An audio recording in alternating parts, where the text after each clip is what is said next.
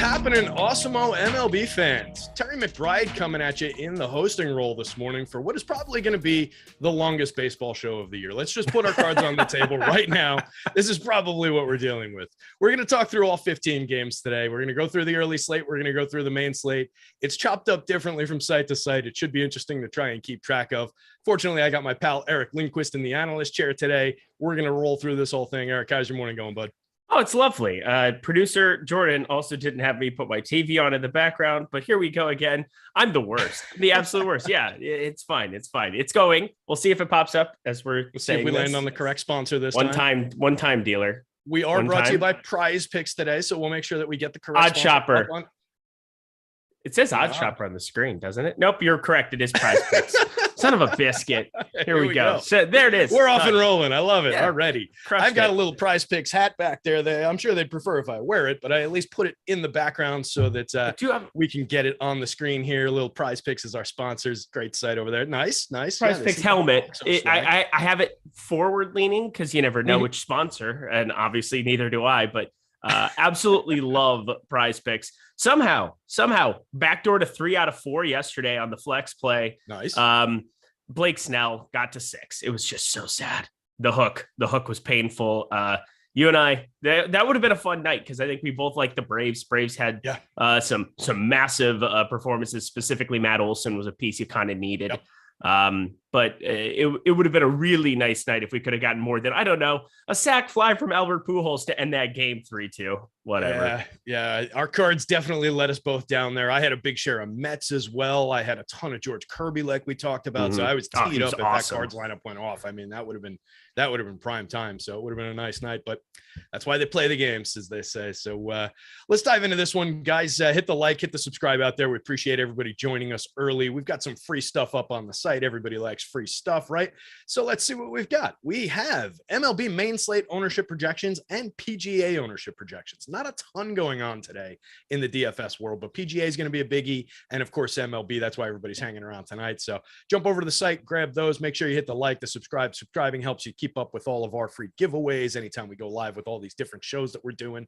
Lots of good stuff there. One more time, we're brought to you by Prize Picks. We'll get a little bit into them in depth in a little while. But Eric, let's dive right in. We are going out to my party town, Cleveland, for the Royals against the Royals against the Guardians. We've got Brad Keller taking on Connor Pilkington.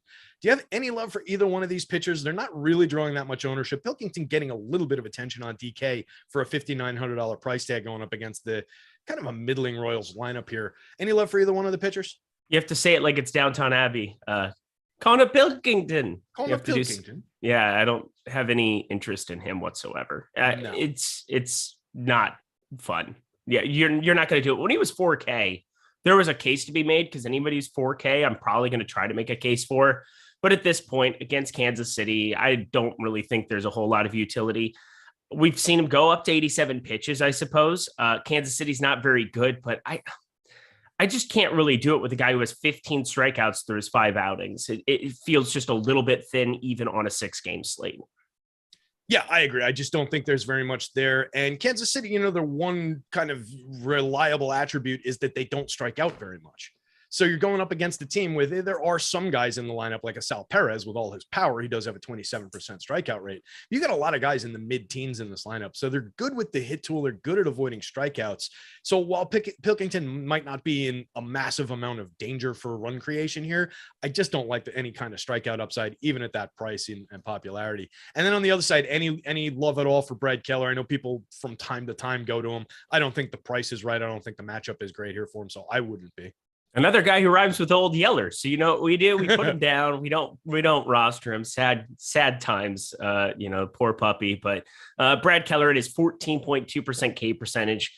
Anytime you're rostering a guy like him or Connor Pilkington on this slate, you're basically hoping that the rest of the board fails, which I think there's good enough spots, especially at the top end of pitcher on this 6-gamer for the early slate, that I don't really have any interest in trying to make them a play in any kind of a 20 max, which is kind of what I'm focusing on today. If you're playing 150, sure, you could have a couple shares of Pilkington show up. You could have a couple shares of Brad Keller show up. But my God, if you prioritize them in any way, shape, or form, you're a sick person. Yeah, I agree with that. It's just not a target spot for me. On FanDuel, this is a 3-game slate where we've got Keller, Connor Pilkington, Evan Lee, Carlos Carrasco, Yu Darvish, and Dakota Hudson. Given that, are you getting to either one of these pitchers, even in that format where you only have those 6 to choose from? Say that again? For the FanDuel slate. The FanDuel early slate for this game is only those 6 pitchers. I'm looking at it. If I had to pick one in that kind of a scenario, I mean, just look at the Vegas implied run. I would say I'm going to side with Pilkington. He's now stretched out. He's gotten up to 83, 87 pitches his last 2. Brad Keller, I've tried to give him the benefit of the doubt sometimes, but he's not a very good pitcher. He's very, very bad. Correct. Sub-4 ERA is the nicest thing I can say about him, but Cleveland doesn't strike out.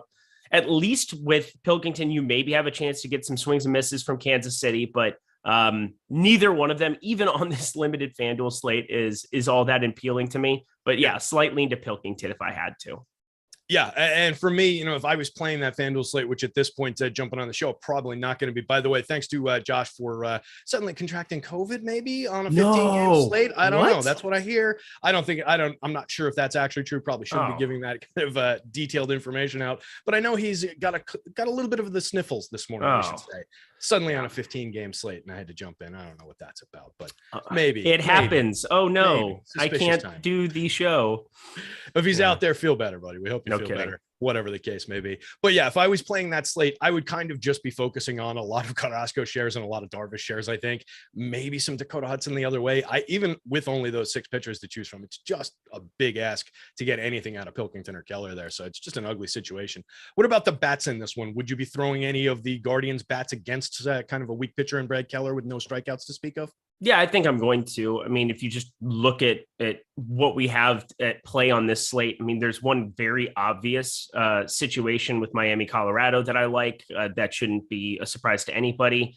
And Kansas City's garnering a ton of attention. So for me, Cleveland, slightly less negative leverage. I'm going to mix and match some bats going up against Brad Keller. I think that just the implied total 4.8. I think that they're just going to stand out a little bit more for me. As opposed to Kansas City here on the other side. Plus, you look at some of these Kansas City bats, the guys that I really like have been in some major regression. I mean, Salvador Perez, I don't know what to make of him right now. Hopefully he can find some form here in the DH spot, but I mean, it's been some tough sledding if you're a Sal Perez truther. A guy who last season had crazy hard hit numbers down to 44%. That's still above average, but still 405 expected slugging and just a 215 expected batting average. You're not getting a whole lot for that kind of a number on Sal Perez. It's starting to come down, but Carlos Santana has been bad for 2 years, basically. I think Benintendi might be a guy I get to a little bit here, but it's definitely the Guardian side for me. They definitely are more set up to succeed. Jose Ramirez has been godlike early on in this season. Just such a good hitter. Josh Naylor actually leading the team in expected slugging percentage. Oscar Gonzalez, yo boy. So I'll let you talk about him. But yeah, I'm definitely more on the Cleveland side. Yeah, I like the Gonzalez spot. That's a good shout out. 2,000 dead minimum on that DK slate, 2,400 on FanDuel, and not really drawing much attention, even on that FanDuel slate, where like Jose Ramirez is sitting at 50%. Ahmed Rosario's at 32% in that lineup. Andres Jimenez, 25%. You get Oscar Gonzalez for only 7.6%, hitting ahead of Andres Jimenez there. That's an interesting spot. He's a power hitter. I like that kid. I like that bat. I think he's going to be a little bit frisky for them this season. So I definitely think you can grab shares of him in there. Jose Ramirez, yeah, he's got more than twice as many RBIs as anybody else on the Guardians. 51 RBIs already. Did I say hopening? Is that a thing that I said? Hopening? Yeah. What is this hopening thing in chat? What did I say? Did I say hopening? What? I can't even imagine the context that you use that in. Terry is confused. I'm confused. Yeah, you've thrown me on that one.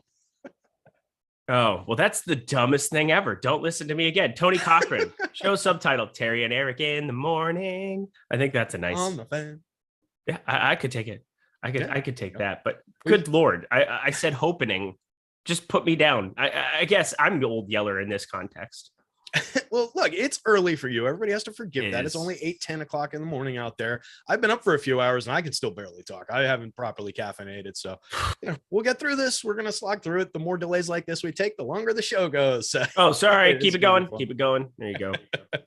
Favorite bat from either one of these teams? You're getting to like an MJ Melendez shares, anything like that for a little bit of pop out of the Kansas City Royals side of things?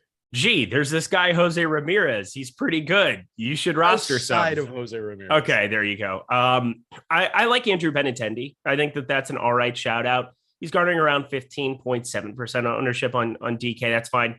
MJ Melendez, Meet Melendez. That's fine. Or Sweet Melendez. I'm okay getting to a little bit there too. But Josh Naylor, sub 10%, 3,900. That's probably the guy. I'm going to be hand building about 20 lineups here on this early slate, and we'll have some time afterwards. And he's definitely a guy that I keep landing on. That's an interesting one. Yeah. Lefty back going up against Keller. Yep. Not that much ownership, not a high cost, flexible positioning on FanDuel. 6 home runs this year, 228 ISO, 48% better than average creating runs. I like that. Let's move on. We've got a lot to talk about on the 3-gamer on FanDuel, the 6-gamer on DK. Next one up, now, the Washington Nationals in Queens to face the New York Mets. Nationals have a lefty, Evan Lee, making his debut on the mound. The Mets going back with veteran Carlos Carrasco here. Do you like any Evan Lee? We'll start there. 5,300 on the DK slate, drawing about 10% ownership, going up against a fairly loaded Mets lineup with probably a lot of righties in it. Yeah, he's got 7 games in Double-A. He's getting called up from Double-A Bowl. He was with the Harrisburg Senators earlier this season. I always love just saying the team names from these Double-A, Triple-A spots. But 7 games that he started, only given up 2 homers, 37 strikeouts though through 7. I mean, maybe a tiny bit of something there, but for me, it's just kind of informing myself. Whenever it comes to some of these prospects, it's really just a hit and miss thing, and you're kind of hoping that you get a few of them on the cheap and have a path to being able to roster some of them. He's 5,300.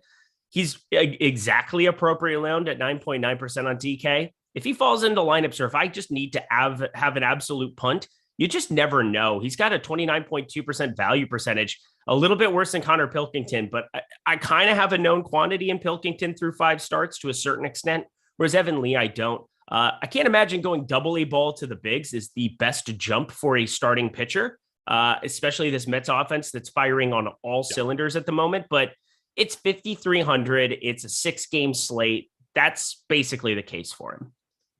Yeah, the thing that concerns me about Lee, you mentioned, like you said, he's coming from Double-A ball. He's a 24-year-old who just made it to Double-A, pitched last year in High A as a 24-year-old, and was okay. Nice strikeout rate over 30%, but in an xFIP at 4.16 and ERA at 4.32. That's in High A as a 24-year-old. That's a little bit concerning about the pitcher. He's not a graded prospect for them in any rankings that I see. 15th round pick at the end of the 15th round, overall 461st pick in 2018. It's a little difficult right now because of the absence of a 2020 minor league season to judge these kids by saying, all right, you're this age pitching at that level. That's not correct. You should be younger, or you should be dominating if you are that age. So it's a little unfair to judge them by that, but that's one of the few things I've got to cling to. I'd be kind of concerned about those Evan Lee shares, even at like 10%, even at costs. I just kind of feel like the Mets are going to tattoo this kid right here, right now. So getting into that Nationals bullpen probably plays up for the Mets. But moving on to Carlos Carrasco on his side of things, he's drawing some attention. 23% ownership at 9,000 on the DK slate. Are you getting to any Carrasco? He's 8,800 on FanDuel at 38%. I do think he's the second best pitcher on that FanDuel slate for 3 games. Any shares of Carrasco for you? Yeah, I'm okay with Carrasco for sure. I mean, this is a guy that at the beginning of the season, you never really knew what to expect, because coming back from cancer and all the problems of that he had in 2020, coming over from Cleveland, 4.69 expected ERA last season, just a 21.1% K percentage. Now, the strikeouts have not returned in any capacity, but on a 6-game slate, you're just comparing him to the rest of the board. And I think just has a chance against a Washington team that's never really threatened me outside of Juan Soto. I've never really had any kind of an issue rostering pitchers up against him. I'm definitely going to take a guy like Carrasco, who has just been a good real life pitcher this season, and don't really know what to make about the strikeouts going forward. It's probably going to be about this for the rest of his career, 22%, just based on last year coming into this year. Low 90s fastball, changeup's decent. everything looks about similar to his Cleveland days, just not as good. It's just kind of a weird spot where, a 3.7% walk rate is fantastic. He's just kind of getting it done differently. So good real life pitcher, fine to fire him up. Yeah, and I think on a short slate, particularly on that FanDuel one, like I said, he's just going to be the second best option by default. So you kind of have to get there. And I'm not afraid of throwing any kind of quality pitching against this Nationals lineup. With that in mind, though, would you draw some hedge stacks of Nationals bats going up against him on the DK slate where you've got more options? I think you just kind of by default have to on FanDuel if you're putting in a full slate of entries. So we'll assume they'll be in there on FanDuel. That said, only Juan Soto is extremely popular. He's drawing nearly 40%. Everybody else low single digits, mid single digits, Nelson at 19%, I guess. Everybody on DK on the bigger slate is in the single digits. Is that appealing to you at all against Carrasco here? Yeah, so I was talking to one of my buddies and we were talking about kind of our year-long teams and our dynasty teams. And I was just talking about Josh Bell. What a terrible year he's having. And and my buddy's like, he's hitting like 300, right? And I looked it up. He's batting 298. I was like, oh, okay, well, that's better than I expected it to be, at least from the overarching stat perspective. I think that's kind of what you fall into when you focus on a lot of StatCast stuff like I do, where Josh Bell, 297 expected batting average, but just a 36.9% hard hit percentage, under a 10-degree launch angle, all the things you want to see from like a power switch hitter. He's 3,500 now on DK, which makes it a little bit more appealing, but shout out Josh Bell for being way better this year than I thought he was in like a year-long capacity, and has some utility. I'll play him with some Soto, some Cruz, Riley Adams. I'm sure he's going to hit a home run because of course he is when it's two chalky catchers that could possibly be shared, or two, not chalky, but two different catchers on the same team when you have to pick and choose which one you want to be stacking them up with. I'm maybe seeing Riley Adams. Yeah, there's two different projected lineups at different spots, but Ruiz projected batting second. Yeah, so I'm looking at two different spots where one's got him in as a pin or as a DH, one doesn't. But you got to assume Nelson Cruz is going to DH if he can. But Nelson Cruz, I guess, was not in the lineup yesterday, so there's a possibility he's not in it today. We'll be paying attention to how that lineup comes out. As bad as people think Nelson Cruz has been this year, he's been still decent in StatCast numbers, 46.6% hard hit, 498 expected slugging. He would definitely be another piece of that stack. And God forbid if Lane Thomas hits a home run, I'm still mad at him for his 17% jack the other night. What a joke. That's scum. Yeah, Josh Bell's interesting. I think, we might be just seeing that this kid is more of a hit tool specialist, kind of a guy, run creation, correlated scoring than the power hitter that people were kind of expecting.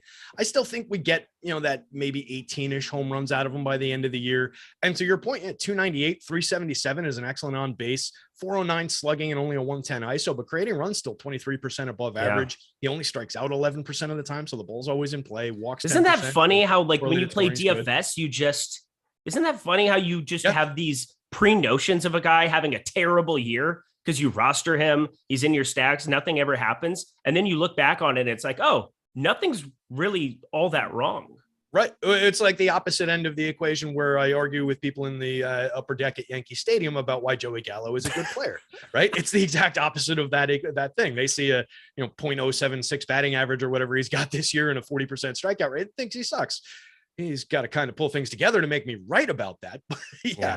I'm sure you're very nice and orderly at Yankee Stadium talking amongst your peers. Super friendly. I had that feeling in the upper deck who have these great thoughts about what the Yankees ought to be doing. That is why we have Isaiah Kiner-Falefa on the team, because all these idiots want a slap hitter. Whatever. We had a couple questions in chat that I got to see if I can find. A quick question from Brandon in cash, all in quotes. How many guys should you stack? I noticed guys stacking 4, sometimes 5. I thought that was a GPP strategy. What do you do in cash? Do you worry about stacking it all in cash for MLB? No, I don't at all. Same here. It's all. I think you just want to go. Sometimes it happens organically. Like we've had a lot of slates where you're going to roster 5 bats from Coors because the opposing, like the road team, Washington was an example. A number of times we've had these road teams come in with just egregious pricing. Yeah, there it was. Bingo card. Eric said egregious. There it was. But I definitely find stacking to be something you should never, ever, ever, ever think about. It just will happen organically in spots like that. Yeah, you just want to be spending your money, taking the best plays off the board at each position and kind of doing it like that. And like you said, a lot of the time, those best plays will be from the same lineup. So you'll get to some natural stacks, but it's not something you really want to worry about. That said, I just don't really play cash very much at all, and particularly not for MLB.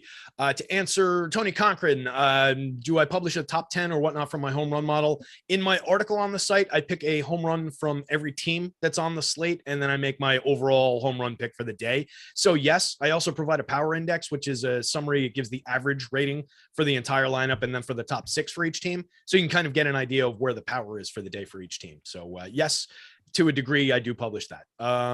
Sean Joyce, should I drop Manuel Margot for Aroldis Garcia? Yes. Why wouldn't you? For Adolis Garcia, yeah, absolutely. Yeah, I think Adolis is who he's getting at. Yeah. Adolis was, if I'm not mistaken, a 2020 guy last year. I don't think Manny's done that in his career. And Manny's good in spots, but no. Manny will bat up once in a while against lefties. He's not in the lineups against righties lately because of Kiermaier. So yeah, and there's just so much mix and match. You don't want to be playing that game in and out of the lineup, every couple of days, particularly if it's like a weekly league.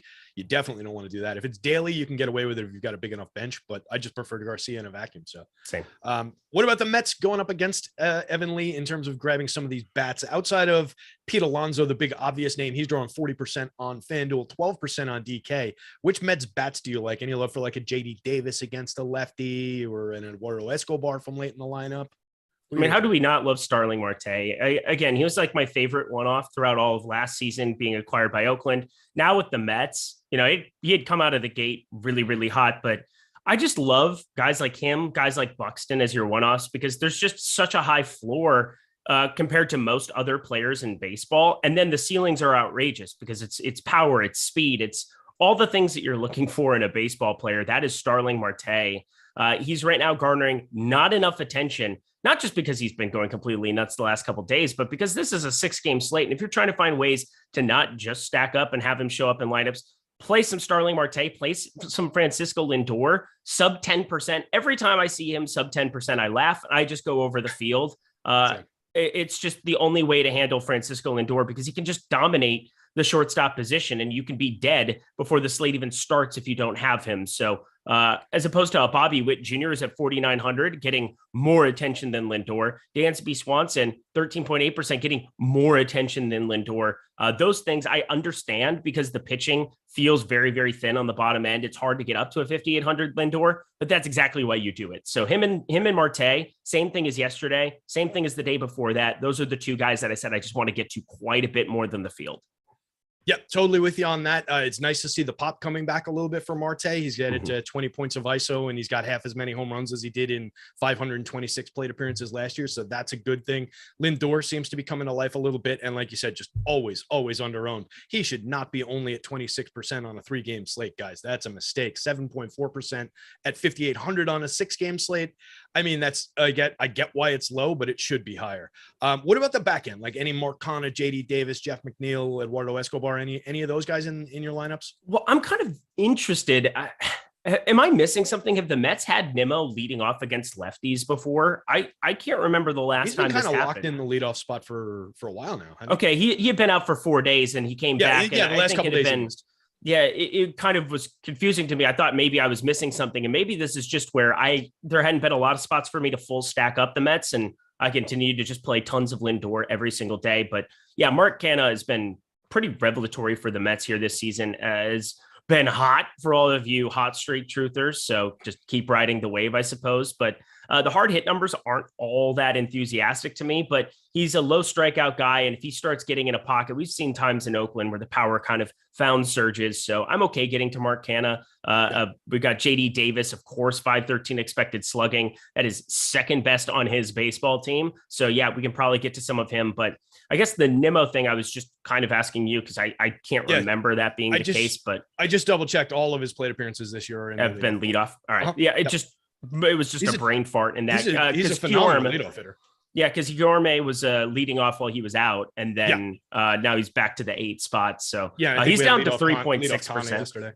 Yeah, but Peter Alonso, probably my third. Sorry, it goes Lindor, Marte, Alonso, but those should be everybody's 1, 2, 3 in some order. Yep, absolutely. I think so.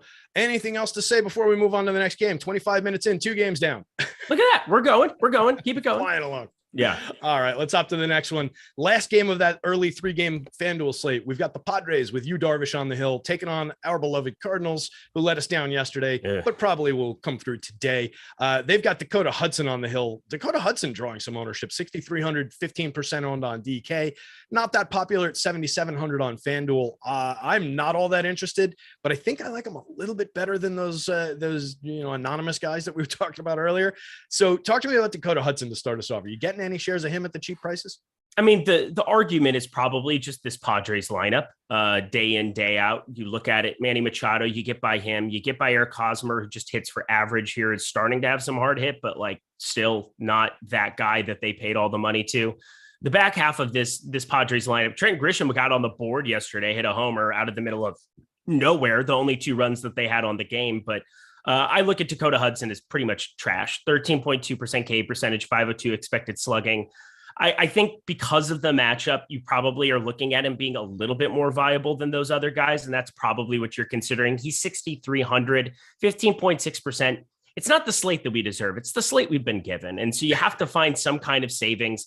I think I'm going to be rostering German Marquez here. I think that's going to be the guy that I want to get to against Miami a little bit. I'll have some Miami stacks, of course, on the other side, but yeah, Dakota Hudson, he'll be in the portfolio. I just don't know if I'm going to be able to prioritize him in a 20 max type situation and, building a couple for the $15. It just feels like a guy that is, it's hard for him to succeed, even if he gets by, 5 innings. Like, what's the K upside? What is the true upside of getting him correct? You're basically hoping the rest of the range fails as well. So I'm going to try to move up the board a little bit or just play Marquez.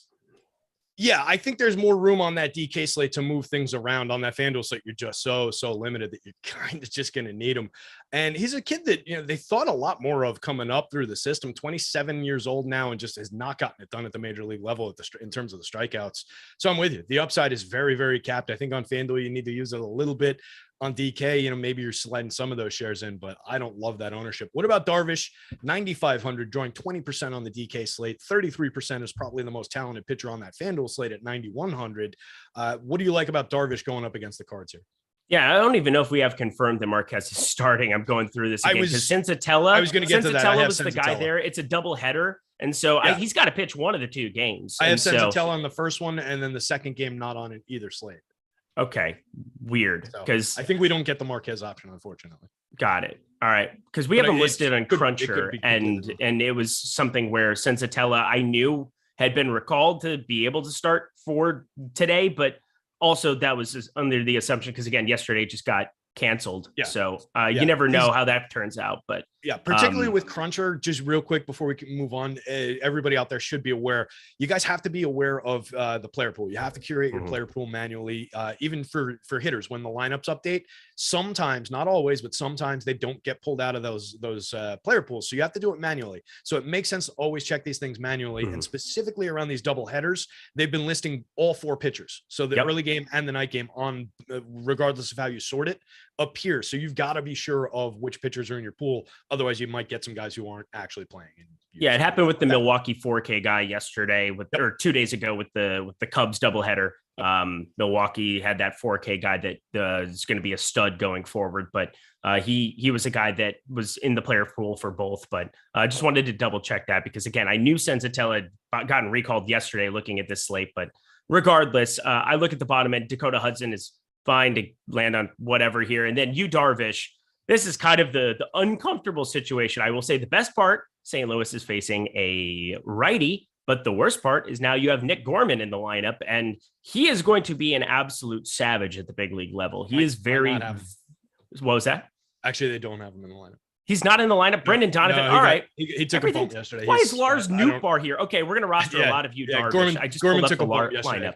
I'm not sure what the injury was, but he's out today. Okay, well, I'm looking at this lineup. It's not very good. That makes me want to get to more Yu Darvish. If the field isn't going to feel as confident about it, there's positive leverage. He's around 20%. Is this St. Louis team potent still to a certain extent? Absolutely they are. But this is definitely a different kind of a situation without Gorman in there for me. That was going to be a guy that I wanted to roster quite a bit up against Darvish, and just the absence of him makes it more appealing. I don't know what to make of the strikeouts for you, Darvish, right now. This is a precipitous drop off, but is there anything you're seeing with you, Darvish, that's kind of getting you to either be more on him or off of him? Because we're talking a 8.4% difference in K rate between his career number and this season. Yeah, that's definitely a concerning dip. If I remember correctly, and it's going back a couple of weeks, I haven't gotten a chance to check it and update it, but it looked like he had gone back to the pitch mix that he was using from a few years ago when it looked like Yu Darvish was suddenly shot. Just the distribution of pitches was similar to that. I haven't checked it in, let's say, his last like 5 starts. So I'm not exactly sure what the case may be, but I was kind of saying at that point, like, I expect the strikeouts to come back, to bounce back. And they haven't. 20.7% this year, 10.9% swinging last year, 12.1% swinging, 29.2% strikeout rate. So something's going on there. And you're going up against the Cards that even with this depleted version of the lineup, they're packing more strikeouts into the back end with like a Lars Nootbaar, who's currently sitting at 43%, but that's only over 30 plate appearances. They've got some high 20s with Edmundo Sosa back there, but that's only 67 plate appearances. I think I'm going to both sides it if I was playing that, because I do like the idea of getting to Paul Goldschmidt, Nolan Arenado, and then like either Juan Yepez or Brendan Donovan if you want to 3-man it, or if you want to extend it to a 5-man. Both of those guys, Corey Dickerson, semi-playable for very, very cheap. All those guys are owned in the low single digits against a 20% owned pitcher who isn't striking anybody out. And they're a team that is very, very good at not striking out. Second best in baseball against righties with an 18% strikeout rate, creating runs 14% better than average against righties. So even with the depleted nature of the lineup, I think I'm still going to both sides that equation. And I might look at it as a spot where I don't know how you would necessarily do it given the lack of options, particularly on FanDuel. But if you could figure out how to get under the field on Darvish, over the field on some Cards bats, that's maybe the better approach here, just given the lack of strikeouts and the lack of popularity for the Cards bats. But on FanDuel, they're of course a little bit more popular because there's only 3 games.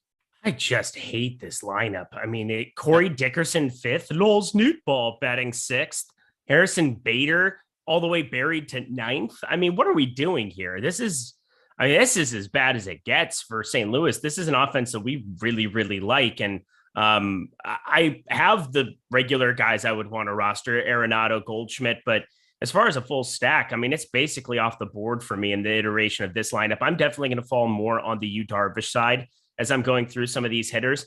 I mean, it is Lars Nootbaar bats 111 on the year. I know he hasn't had that many plate appearances, but Corey Dickerson's always been under a 200 hitter. He's just trash up there at the plate. No homers, no power. I really kind of see the same guys you do. And then just moving on with my day, I'll have a couple shares, maybe of the big boppers, but I'm definitely going to be landing on a lot more Darvish.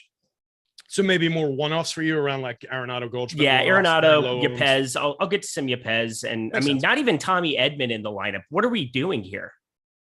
Yeah, true. Edman did get the run yesterday in my prize picks pick, which was good. I know you made some prize picks. Hopefully they went. He cashed. Yesterday. Check this out. You want to hear a fun one? Definitely. Because it's kind of enjoyable. So I thought I was gonna have an abysmal night because I had the under 5.5 threaded throughout for our young friend Blake Snell, that absolute jerk, but ends up beating us on the hook, gets to 6 strikeouts. But Tommy Edman strikes out, goes 0 for 5, goes to extras, 10th inning. He's the runner on second. He cashes the over 0.5 runs and RBIs by basically getting a pop fly blooper from Albert Pujols to end the game. It was magical cover. So that was a $250 cover out of the middle of nowhere. Oh, it was beautiful. Dynamite. Anyway, that's the kind of action you can get on prize picks. Gotta love it. What about Pod's bats on the other side? I don't think either of us really likes this team all that much without Fernando Tatis in the lineup. Maybe some Manny Machado here and there. I'll always take shares of Manny. He's having a great year. I don't really like anyone else in the lineup. Hosmer is on my dynasty team. I've talked about him, but he's already come back to earth in terms of the power. The hit tool has always been on and off for him. He's currently sitting 312, 378, 435, creating runs 31% better than average, but down to only 4 home runs, a 124 ISO. Do you like anything outside of Manny Machado from this lineup? Yeah, this is basically the Diet Coke version of what you had with the Dodgers when it was Freeman and Rios at first. You have Hosmer and Voit there at first, and that's just so unappealing when you're talking for DK purposes. If on FanDuel, you wanted to have some paths to get to them, awesome. But I mean, you're forced into 8 different types of Padres iterations to have. You have Cronenworth, who I just think is a very overrated hitter. Kim, I would be more inclined to play in the 6 hole for 900 less on DK. And then Grisham and Jose Azocar, I really have zero interest in. They are the number one most leveraged team to get to on DK, but it's just another team where I don't know which guy. I think Austin Nola might be the guy in the 7 hole to maybe get a little bit different with your stack. But I don't really find a path to get that different. Same thing with St. Louis, where it's like, who are the guys in the back half of the lineup that I feel comfortable rostering? But Austin Nola, 3.1% going up against Dakota Hudson. I think I can probably get behind that more than anything to make my stack stand out a little bit differently. Yeah, that's a nicely differentiated catcher who we've seen succeed with his bat in the past. Not the biggest hitter in the world, but definitely a bat that can differentiate. And at 3,200, you don't need a ton out of him. I don't really see the same problem around Eric Hosmer and Luke Voit. One of those players is good. One of those players is not. So I don't really worry. Oh, man. Did I hear some Yankee bias in that one? Did I hear some Yankee bias? You heard some anti-Luke Voit bias. There it was. Eric Hosmer is the good one, to clarify. Luke Voit, sleep with your girl from Cleveland? What happened? Good Lord. Come on. I didn't like him. I didn't like him when he stole Greg Bird's job. I believe first baseman in Yankees should be left-handed. And I just thought he's just massively overrated. He had that dominant 2020 when he led the league in that short season with 22 home runs. He would have fallen off and not ended up leading the league that year. And he's never been over that home run total in bigger samples. He's not a good hitter. He's not even a good power hitter. This year, sitting at 3 home runs, a 117 ISO over 123 plate appearances, a 34.4% hard hit. Oh, and he strikes out 32.5% of the time. Yeah, Luke Voit, you can have him, San Diego. So should I roster Eric Hosmer or Luke Voit? You should probably not roster either one of them. But if they average I would go Eric Hosmer. They average 0.8 DraftKings points difference for the season. Eric Hosmer's got a run creation mark 31% better than average. Luke Voit is 3% below average. Okay. Well, batting cleanup for a baseball team in the major leagues today. So I don't know what to tell you. Yeah.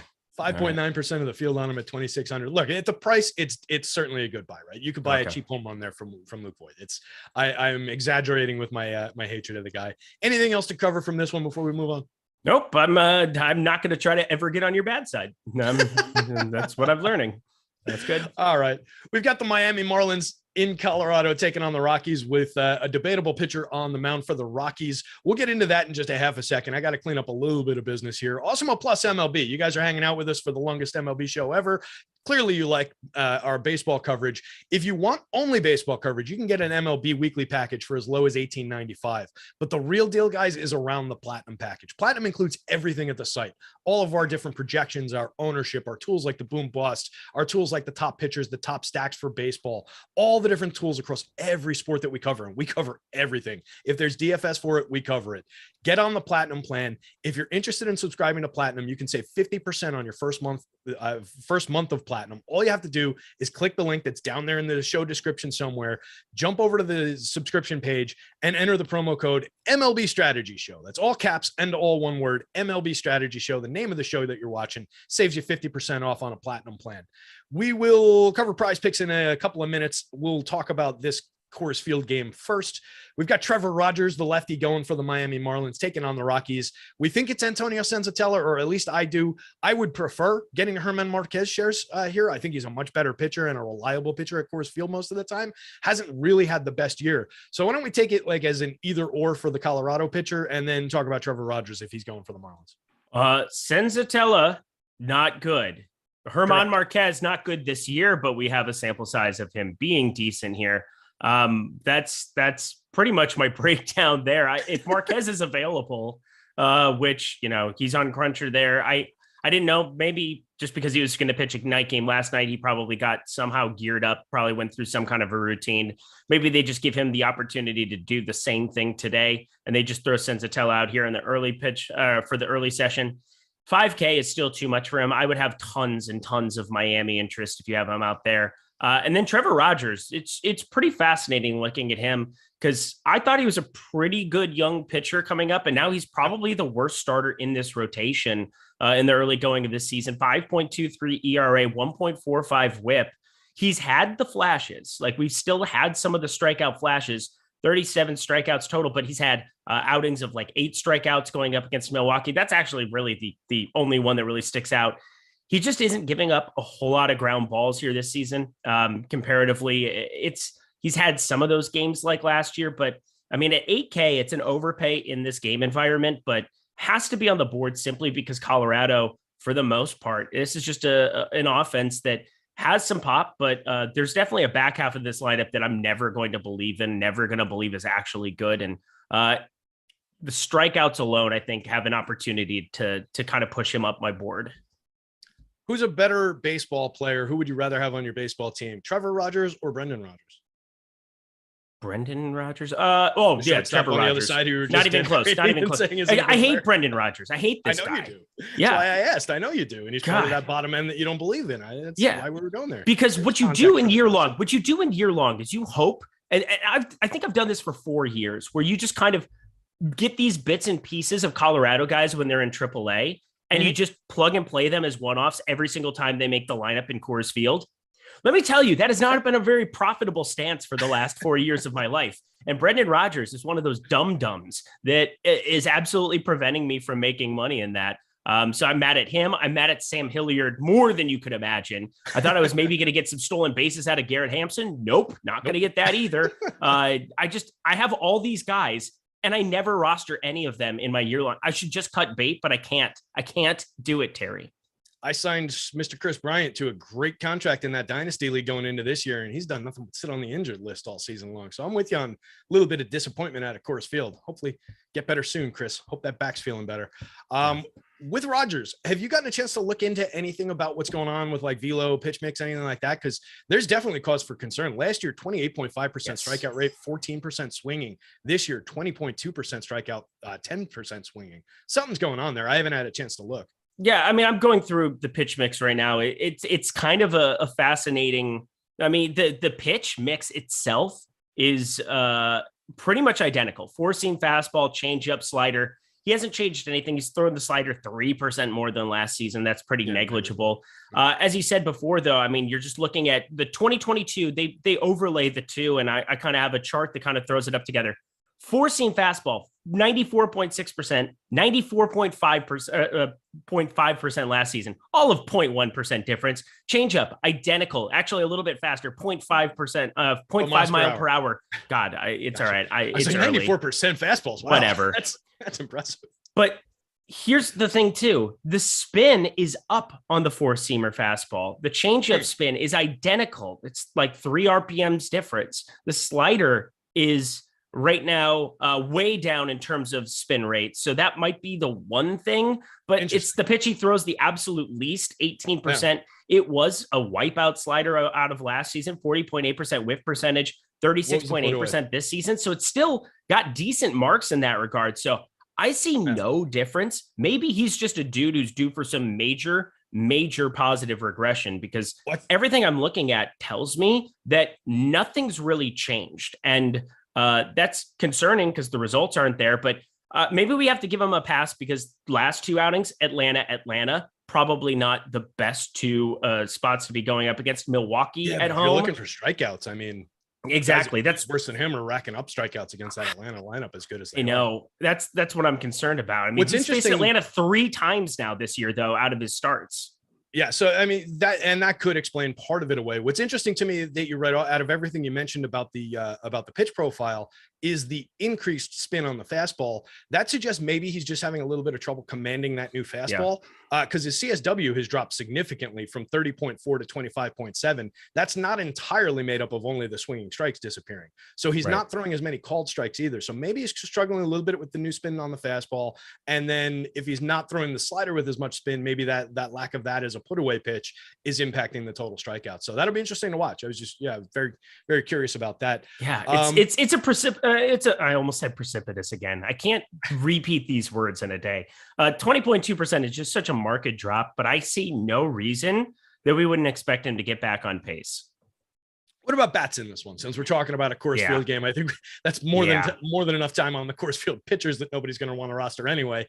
Talk to me about the bats here. Are you getting to any Rockies? Are you getting to any Marlins? Yeah, I'm rostering I'm going to roster some Trevor Rogers if he's starting this first game. But I'm looking at Jazz Chisholm right off the bat, 5,400. You get Jesus Sanchez in the back of this order, cheap, 3,900. Avisel Garcia, who I've always believed was one of the most underrated hitters in baseball. Well, he went to Miami. That was a bad idea. You're not having a whole lot of fun in that ballpark. That's for sure. But I mean, every single. I will say from the Colorado side, shout out Ryan McMahon, left on left. Doesn't really matter to me. 7.5%. I'll get to a little bit of him. Randall Grichuk probably going to be making the lineup there around 10%. There are pieces, and Jorge Soler's up to 5,700. If nobody's going to pay the freight on that, I will. I'll find a way to get up there, just because that's going to be the guy batting third here for this Miami team that has definite potential going up against Antonio Senzatella here in this spot. So I'm full bore behind the Miami ownership. I understand that it's going to be a little bit overowned, possibly. That lineup's going to come out later. I always feel like that's an underrated part of these early slates, is when you don't have the true lineup, people kind of make mistakes in projecting it or putting things out there. It's flat leverage going to Miami. So yeah, they're definitely going to be the team I prioritize a little bit more than Colorado. Yeah, and we talked about it the other day. They've been sneaky good against right-handed pitching this year, sitting at 168 team ISO is 7th in baseball, creating runs 13% better than average, is 9th. The 3.02% home run rate is 11th, and they don't strike out all that much. So good spot for the Marlins. Totally agree with you on Jorge Soler. 14.8% barrel rate inside a 45.2% hard hit. He's got 11 home runs on the season at 252 ISO, creating runs 21% better than average. Do not care that he's only slashing 215, 308 at the front end of his triple slash, 466 slugging percentage on the back end. Get the shares of Jorge Soler. What about the Rockies? I know you don't like the back end of it, but what about the top end? The Connor Joe, Jonathan Daza, Charlie Blackmon, CJ Cron, Ryan McMahon, part of the lineup there. Yeah, Grichuk would be the guy I get to. Playing Jonathan Daza, he's got a 359 average, and that's about the only thing I can say. He's got some utility for your year long for that, but my God, 3,600 for him here. You can just get so many other guys in the range with more upside. And he's not usually, even batting second, he's not usually been a guy that shows up in a lot of my stacks from Colorado. So take that for what you will. I just try to have some type of power. I have some type of upside, because you're trying to finish first in tournaments. I think at his price, he definitely has some utility to, put up 14, 15 and possibly get by, just by stringing a couple hits together. But you can get one pop from just about anybody else in his range and be passing him. So I'm probably going to be going to everybody else in that lineup outside of him. And of course, you already knew it, Brendan Rodgers. Cue him up for his first good game in forever. Now that I've said that, but he's just never making Colorado. Yeah, he did it last week. He did go yard, didn't he? He was in my lineup. Trash. CJ Cron, my favorite hitter. There's not really even a close second from Colorado. I think that makes a ton of sense as well. Yeah, I'm totally with you on that. Let's move on to the next game here. We've got the Astros going against the Athletics. If ownership and leverage weren't a factor somehow, would it just make sense to roster 150 shares of Justin Verlander against this Athletics lineup? Sure would. Yep, I totally agree with that. He cost 10,000 on the DK slate. He cost 10.9 on the FanDuel slate, pulling 25% ownership on the blue slate, pulling 70% ownership on the DK slate. How does that change your opinion, Justin Verlander, or does it? It doesn't. 76 WRC plus against right-handed pitching, 23.9% K percentage. Oakland is very, very bad at the baseball. And I will say one thing that I always pay attention to, and I feel like I bring up all the time, is that, you get these afternoon games in Oakland, and they can play a lot different than some of these evening games where you get the Marine layer coming in over Oakland and right there where, it can suppress some of the hitting. It is 70 degrees there today with the wind slightly blowing out. The park's kind of built to not necessarily have that take over a lot of the stuff there for the hitting environment. But yeah, 70 degrees is warmer than you're typically seeing for any kind of a game in Oakland. So that's what the one knock would be, but it's still overall, compared to playing in Houston or compared to playing in half the ballparks in America for an afternoon game, or almost all of the parks in America for an afternoon game, a decent spot to be pitching. So Justin Verlander, 70% is outrageous, but I will somehow be over it, because he should be a 12K pitcher. Yeah, I mean, he's cheap for this matchup at 10,000, even with all that weight of the ownership on it. I would have trouble getting away from the field on that. I would want to, I think, just from a game theory perspective of even these pathetic Athletics could potentially do something, right? I don't think they will. It's very, very, very low probability. I would not roster a single share of their bats against him. But with 70% of the field, I just want to call it 50%. If I'm at 50%, I've got Verlander covered, and I can spread out to some of those other shares on that 6-gamer on some of these other pitchers. It's not a great slate of pitching. I think it makes a lot of sense to be around that. And like you said, if you're jumping over that on this pitcher in this matchup, I don't think you're necessarily making a mistake, even if you wanted to just call it a pure lock. I don't necessarily think that's a mistake. I would probably approach it to try and undercut it a little bit. Any love for Cole Irvin on the other side of this one at 8% ownership, 8,300 on DK, 5.9%, 8,500 on FanDuel. Low strikeout pitcher. Not really much to see here, in my opinion, but are you getting Andy Cole Irvin against an excellent Astros lineup? I'm getting to a tiny bit simply because the options below it. We'll talk about your boy Bum, and I'm sure you're going to have interest going to him. So cool. That'll be a fun conversation. But I think just by default, 8,300, if you are, I have no problem having both pitchers in the same game on a 6-game slate. People think about that when I've never thought about it one time other than to just say it's a stupid idea. But Cole Irvin, right now garnering less than 7%. He's around 15% in the top pitchers tool he is 15% for the top 2 pitchers tool for DraftKings purposes. I think he's just a guy that's going to be making a few lineups for me, not any kind of a priority, but 8,300, sure, it's an overpay. Houston, they don't strike out, but it doesn't really matter. Anything is better than having to go dumpster diving to the 5K range today. Yeah, I think that makes sense. And just looking at that DraftKings board for this slate, because I do think it's important to talk about with all that Verlander ownership. When I'm talking about, do I want to get under that 68%, call it 70%? Like I said, if I'm at 50% and that frees me up some shares to spread to, let's say, Kyle Wright, who is our second ranked starter, 100 less than Verlander, he comes in at 18% ownership compared to 70% ownership. He comes in at a 14 leverage score compared to a negative 27 leverage score. And he's been fantastic this year. Darvish sitting right there, all the talent in the world, 25% probability of being a top 2, 20% owned, 5.1 leverage score. There's a trend here around these premium pitchers. There's only 4 guys, really. It's Verlander, Wright, Darvish, and Carrasco. Mad Bum, you can take or leave, I guess. I'm actually probably not going to pitch him. We'll see. But I think if you're spreading some, not all, but a few of those Verlander shares to any of those other 3 premium starters on this slate, you're probably helping yourself out, getting away from the 70% mark. Still come in 50, 60 even, but give Kyle Wright a few additional shares. Give Darvish a few additional shares. I think that makes sense here. Anything? It does make sense, but also keep in mind, you can roster them both on DK. That's fun. Absolutely. Absolutely. But I do think there's power in, first off, that's very expensive. So like you do still kind of need to consider some of the lesser guys if you're going to be rostering any of the expensive bats on that slate.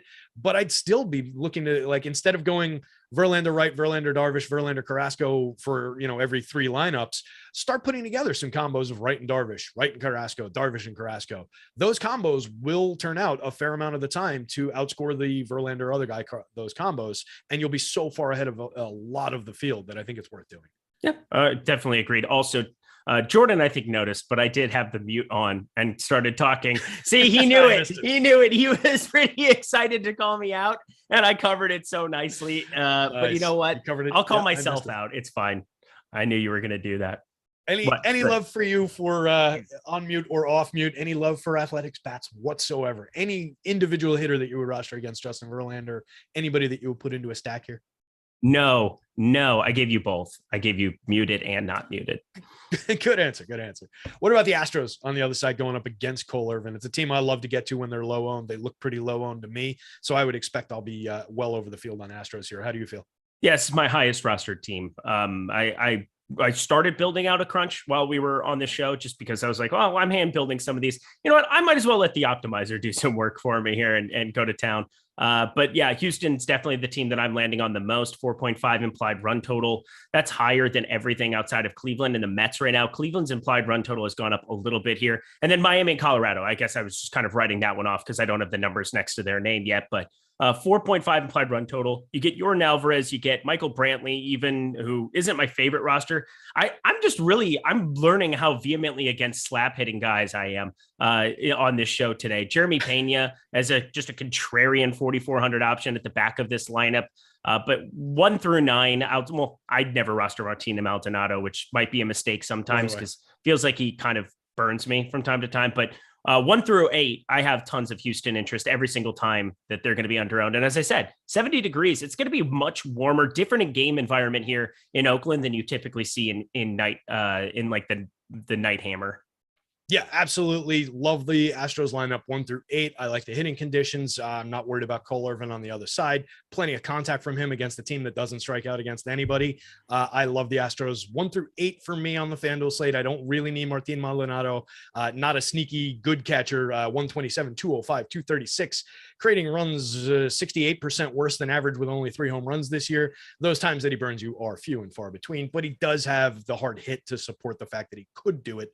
Jose Siri at the dead minimum on FanDuel pulling 16% ownership. Everybody else in that Astros lineup under 10%. So I love Jose Siri for that price. But if you're just avoiding him and getting to the stars at low ownership, that's probably the better approach. So call it 1 through 7 with some Jose Siri, but probably undercut the field even at the great price on Siri for me. Let's move on to the next game, try and pick up a little pace. Somebody in chat mentioned that this is going to be live before lock. I kind of agree with that. I think we might just roll right into always lock. Going to happen. I mean, for the main slate. Jordan, buckle up, boy. We're going to roll. We're going on a ride. No? Okay. The Atlanta Braves, a pitcher we just touched on, Kyle Wright on the hill for the Braves, taking on the Diamondbacks with my guy Mad Bum, my old friend Mad Bum here on the mound. Haven't seen a ton from Mad Bum this year. The ERA was looking better than the XFIP. It's kind of coming back a little bit, still a better ERA than an XFIP, but the XFIP's ugly. The strikeouts are not there so far from Mad Bum. Going up against a Braves lineup that gives strikeouts to every pitcher they go up against, but has tons and tons of power. I assume you like the right side of this equation better. So why don't we start with Kyle Wright? Talk to me about that pitcher. Yeah, Kyle Wright. Comparing these two things, one of them is not like the other one. Kyle Wright for $100 less. This is a contrarian spot. You brought up all the leverage that you get from the top pitchers tool. Just 18% ownership. Everybody's going to prioritize Verlander. All you need is Kyle Wright to beat Verlander straight up. And that doesn't happen, more than 30%, maybe 25% of the time in this spot. But at their current ownerships, that's about appropriate. Like it would not surprise me if he mowed down a ton of these Arizona bats. 28.4% K percentage. There's a couple bats from the Arizona side I definitely have interest at. Shout out Christian Walker, who just continues to make me look smart. I love that man. But also Matt Olson still thrashed him, so it didn't even matter having some of the Christian Walker. He was like 4 for 4 with a homer and a double. And Christian Walker was a god yesterday. We'll go right back to him. But Kyle Wright, definitely the side of the equation I like a lot more for today's purposes. It's going to be some Verlander and Wright shares for me. I think it's not too difficult to find paths to it. I mean, you brought up, Siri, you brought up some of the cheapies. We talked about Jesus Sanchez. I mean, there's some one-offs that I like throughout the entire board that are just like mid 3K guys. It's not too cost prohibitive to stack up a team like Cleveland, a team like the Mets with so much value, to stack up some of these teams and find a few one-offs to trickle around. I think Verlander and Kyle Wright are going to be two pitchers I land on a ton and just tell the field, hey, roster everybody else, good luck. Yeah, I'm with you. I'm a big believer in what we're seeing from Kyle Wright here. He's a kid who was a premium prospect on the way up, and we've talked about it a few times. I've written about it in articles.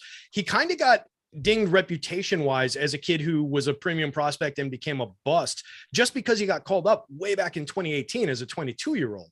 He's not that old. And he only passed 100 innings in the major leagues this season. So he just doesn't have a very long track record. So everybody was looking at like, 17.1% strikeout rate last year. Well, that was in 6.1 innings, right? He's a kid who he was still pitching very effectively in the minors, and he's come up, and now this is the reality of Kyle Wright. 28.4% strikeout rate, a 3.12 xFIP, 1.40% home run rate. I really like him to suppress the offense on the other side. The Diamondbacks have been frisky against righties this year, so maybe we grab both sides of the equation, but I want to get over the field on Kyle Wright in all formats here. I think that's the right move. What about Mad Bum? You seem to not be wanting to roster any shares. Looks like the field's getting to him around 20% at 6,900. We do definitely need to bring up again that there are plenty of strikeouts in this Braves lineup, but they're just aggressively good for power against lefties. 3.95% home run rate sits third in baseball, and a 208 ISO sits second, but their 26% strikeout rate in the split is 29th. What are we doing with Mad Bum? He's your guy. I'm not going to. I can't do it. I mean, Madison Bumgarner is not good. He's a 15.6% K percentage, 493 expected slugging. I know what you were looking at. The other problem too, I mean, he is just giving up hard and high contact. This entire Braves lineup is just problematic. If you find a way to get to a couple shares, I don't completely hate it. Like it's I'm not as vehemently against it as I've been on some other slates, because there's times that it's like a 12-13 game slate and he's not even a conversation piece. But compared to the rest of the range here, if you're going to be stacking up some of these more expensive hitters and expensive offenses, you got to find a path to get different. I think you can land on a little bit of Madison Bumgarner, but I just don't even see how he gets out of this one unscathed. He's now given up 5 home runs in his last 2 outings. I think the Dodgers got him for 3 the last time. Yeah, it's just he's one of those guys that if he's not inducing ground balls, he's in so much trouble. And the 3.35 ERA is a little bit whimsical. 4.30 expected ERA here in this spot. He's just going to continue to back up, in my opinion. And I see why you like him, or why you still think that he has something in the tank there, but I'm definitely falling on the side. If he was throwing it over 91 miles an hour this year, maybe I'd have a little bit more faith, but I don't see how he induces a lot of swings and misses against this Braves team that's just equipped to handle any kind of lefty on the mound. Yeah, and to be fair, coming into the season, I was expecting maybe at least a 22% strikeout rate, not a 15.6% one. Yeah. Swinging strikes have dipped this year. The CSW is down. And to further your point, the 3.35 ERA still looks pretty good even after that disaster the last time out against the Dodgers. But a 4.90 xFIP, that's just not good. A 4.52% home run rate so far, 43.4% hard hit. And like you said, a guy who we, kind of want to have the ball on the ground, 16.8 degree average launch angle, ain't getting that done. So definitely more likely that the Braves are going to come out and hit 3 home runs here against him and blow them up. He could come out and find 5 or 6 strikeouts and be effective on a fairly small slate, which I think is why people are getting there at the value price. I think I would maybe have a few shares, but under the field at 20% on DK, and I probably would leave them on the table on the FanDuel slate. I don't think I need to get there. Yeah. Here's the thing. The massive difference for the FanDuel slate is the next game we talk about. I mean, it's just pitching galore. You don't need to play Madison Bumgarner. Yeah. What about the offense on the other side for the Braves going up against Mad Bum here? You grabbing any of these Braves bats? Everything but Adam Duvall. I don't know what happened, why God hates Adam Duvall, but he's bad now. So he must have done something bad. He might be a bad person, but Michael Harris will continue to ride that train and see kind of where it takes us. Might crash, but it's all right when he's cheap. I'm going to continue to roster some of your boy there. But then the usual guys, Austin Riley, Matt Olson, left on left, who cares? Travis d'Arnaud, Marcell Ozuna, of course, 557 expected slugging. And then William Contreras, I expect to be the catcher here. It could be him or d'Arnaud.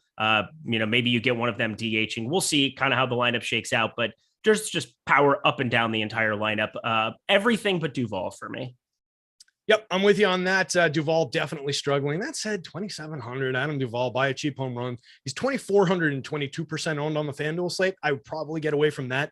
7% on DK. Maybe I'll stick a few shares in if I'm rostering a ton of Brave stacks, which I do think makes sense here. What about the D-backs? You mentioned Christian Walker. I mentioned, I don't know why I said it like a Christian. Christian Walker. You got in the rhythm. You just love it so much. I slipped. I was looking at Ketel Marte right above him, and my brain was just in that mode, I guess. But Christian Walker has been quite good in the middle of that lineup. They've been frisky against righties this season for run creation, a little bit of power. Any love for like a Dalton Varsho, a Ketel Marte, David Peralta, Pavin Smith alongside Walker there? Yeah, I mean, Christian Walker, everybody. Well, yesterday he had a 195 average. He ends up going 3 for 4. He's up to 208 now. So that kind of escalated quickly, but 13 homers, 781 OPS. The thing that's beautiful about Christian Walker is you just kind of know what you're getting. He's like the Mike Zunino a little bit of this season for me, where you just play a lot of him because nobody else is. And the huge difference between him and Zunino is he actually gets on base and walks and does some other things, doesn't strike out a lot. So it's more of just Christian Walker. There are so many games you're just going to get a guy as a one-off against good pitching that is still effective. And so Christian Walker locked in. Again, I don't believe in hot streaks, but I do believe in changes, massive changes to plate approach. Just walking at a high clip, seems to be comfortable at the plate. I feel like I've been watching a lot of Diamondbacks games above expectation. Ketel Marte's been struggling, that's for sure. Alek Thomas this kid might be all right. 455 or 458 expected slugging, a little bit of speed combination thrown with it. And David Peralta having kind of a resurgent season. That's why this team's flirting around 500. Is that top to bottom? There's some decent guys that are flirting in this lineup. So I'm seeing the lineup upgrade here for Alek Thomas. I'm seeing some David Peralta. I'm getting to a little bit up against Kyle Wright. I wish he was more popular just to be able to attack against him, but then I probably wouldn't be rostering Kyle Wright over Justin Verlander in some spots. So Christian Walker, the main highlight once again. Yeah, I agree with that being the highlight, but overall, their performance against Wright is one of the bigger surprises in baseball as far as I'm concerned so far. A 3.90% home run rate is second. A 200 ISO is second. They strike out at a 27th ranked 24.8% clip. So supports the Kyle Wright play on the other side, but creating runs 9% better than average. They have been even more than frisky. They've been downright good against righties this year, which I did not expect at all. 179 ISO, fourth in baseball. Not bad. Not bad. Yo. Let's move on. We've got the last game of the first half of the show. Of the FanDuel. We're going to get going. We're going to get going for Jordan Klein because he's he's thrilled. He's thrilled. He's telling us to slow down. He's looking through our souls right now. Again, dude, 15 baseball games. What are we going to do? 15? Yeah, it's like we've got several slates here to work with. There's a lot to talk about. It's not our fault. Anyway, can we drag out the intro to the Phillies and the Giants game any longer than that? No, this is the easiest. This is the easiest breakdown ever. On the FanDuel slate. Right. You just play all the Rodon. You just play all of it in all the land, and you move on with your day. And then you play a Nola on the other side, and you just make money. You play those two pitchers. Those are your two best pitching options. I'm playing both of them. I mean, Justin Verlander is up to 10-9. Nola's 10K and Rodon 9,900. What are we doing here? Just play those two over Verlander on FanDuel. Yep. I think that makes a hell of a lot of sense here. With you get Rodon, you get Aaron Nola there. That's pretty spectacular on that slate. And what's interesting to me about the bats on this one is since this game starts 2 hours and change after the Atlanta-Arizona game, you might not have lineups here. So you might be able to get into this game, grab some of these bats that are, maybe going to go a little bit under owned for the situation. They're going against spectacular pitching. They're going to be very low owned anyway. They might even pick up a little bit less ownership than normal. So I'm kind of interested in the bats as kind of a contrarian play. I'll have tons and tons of the pitchers. Don't get me wrong, but I think the bats could be a little bit interesting just given that offset in timing that this game's going to come in at and the spectacular pitchers on the mound. Would you get to any bats in this? Yeah. Can we start having the conversation about Jock Peterson for MVP? Like, is that a thing we can actually do? I mean, Jock 12 homers, 277. The guy is out of his mind. Plus, he has the best soundbite maybe ever, a press conference where he's mumbling the whole way through about fantasy football and getting slapped in the face. It's the greatest thing. I mean, probably the most interesting baseball's been this entire season because, we'll continue on. We love the sport, but I think for the public, just seeing, regular athletes or elite athletes, if you will, him and Pham at the big league level, having that kind of a discussion is just incredible. But we're talking about Jock Peterson with a 470 xWOBA, a 339 expected batting average, and a 724 expected slugging. 57.3% hard hit percentage. Didn't even start last game. Shows up in the 9th inning, gets walked, then gets the extra inning bomb, 3-run bomb in the 11th to put them over the hump. I mean, the guy has been just unbelievable for this Giants team. Mike Yastrzemski, you always knew he was going to come alive, and boy, is he a 407 xWOBA now. I mean, this Giants team is still against Aaron Nola going to be one that I get to, but not going to be getting to a lot of them, if you will, just those two guys specifically. Yeah, I think it does make sense to maybe target over the field. We'll see what the ownership becomes as the later afternoon approaches. It's a little higher than I would expect now with like 11% going to La Stella. Everybody else in the mid single digits on the Giant side of things. So I think we can get to them. I love Jock Peterson here. I think we're getting the proof that maybe he wasn't just a platoon player, although he does get most of it bat still against righties, just doing a ton of damage, 613 slugging, a 336 ISO, phenomenal player right now and going up against the righty here. What about the Phillies on the other side real quick here? They're not drawing all that much attention outside of Yohan Camargo for some reason, pulling a 12.3% ownership for 2,100 on the FanDuel slate there. Any love for Phillies going up against Rodon? A lot of righty power in that lineup. Yeah, Rodon right now, 40.6% ownership. You should have some interest in just having some hedge stacks if you're playing 150, if you're playing a decent amount of lineups, if you're playing 20, 30 lineups on the FanDuel slate for this. I think you got to have some Harper. Garrett Stubbs, is he a good catcher? Is this guy going to be a better hitter than JT Realmuto this season? Because this is absurd. That would be a major surprise. That would be more surprising than the Diamondbacks being. I would agree. But I'm just saying that this is just, I mean, we're starting to get an accumulated, 26 batted balls in play now, 528 expected slugging. That is second best in a limited sample. But Schwarber, left on left, probably not going to be in the lineup. We'll see. But Castellanos, Bohm, Hoskins, Gene Segura was on that hitting streak, still hitting the ball hard. JT Realmuto's definitely had some regression, and we'll see kind of what ends up happening with him. But another team that 1 through 9, you could basically be looking at some of these guys. If Bryson Stott is in the lineup, just X him out of your player pool. Another one where you just want to trim the fat. He is fat. Yeah, 78 plate appearances, a -5 WRC plus so far. So that's not good. You might as well just have had nobody taking those plate appearances. The ghost, the ghost of just take the out. Yeah, take the out. All right, so I think that brings us to the end of the day slates here. So let's talk real quick about Prize Picks, you guys. They're a great sponsor. We've talked about them throughout the show a little bit here. Daily prop-based contests. You guys have heard about this before. There's no sharks on the site. You don't need optimizers. There's no mass entries. You're picking prop-based contests. You need to pick a 5-player card. If you hit all 5, you can win up to 10 times your entry fee. We have people cleaning up over on that site between our projections, between using Odd Shopper and things like that to find the right picks for these props, the right win rates. People are absolutely cleaning up. You just heard Eric talking about his win yesterday. So absolutely a great site to check out. We have a promo code going on over there. If you use promo code Awesemo, all in caps, you get $100 first match deposit bonus, up to $100 on your first deposit. They'll match it with promo code Awesemo, all in caps.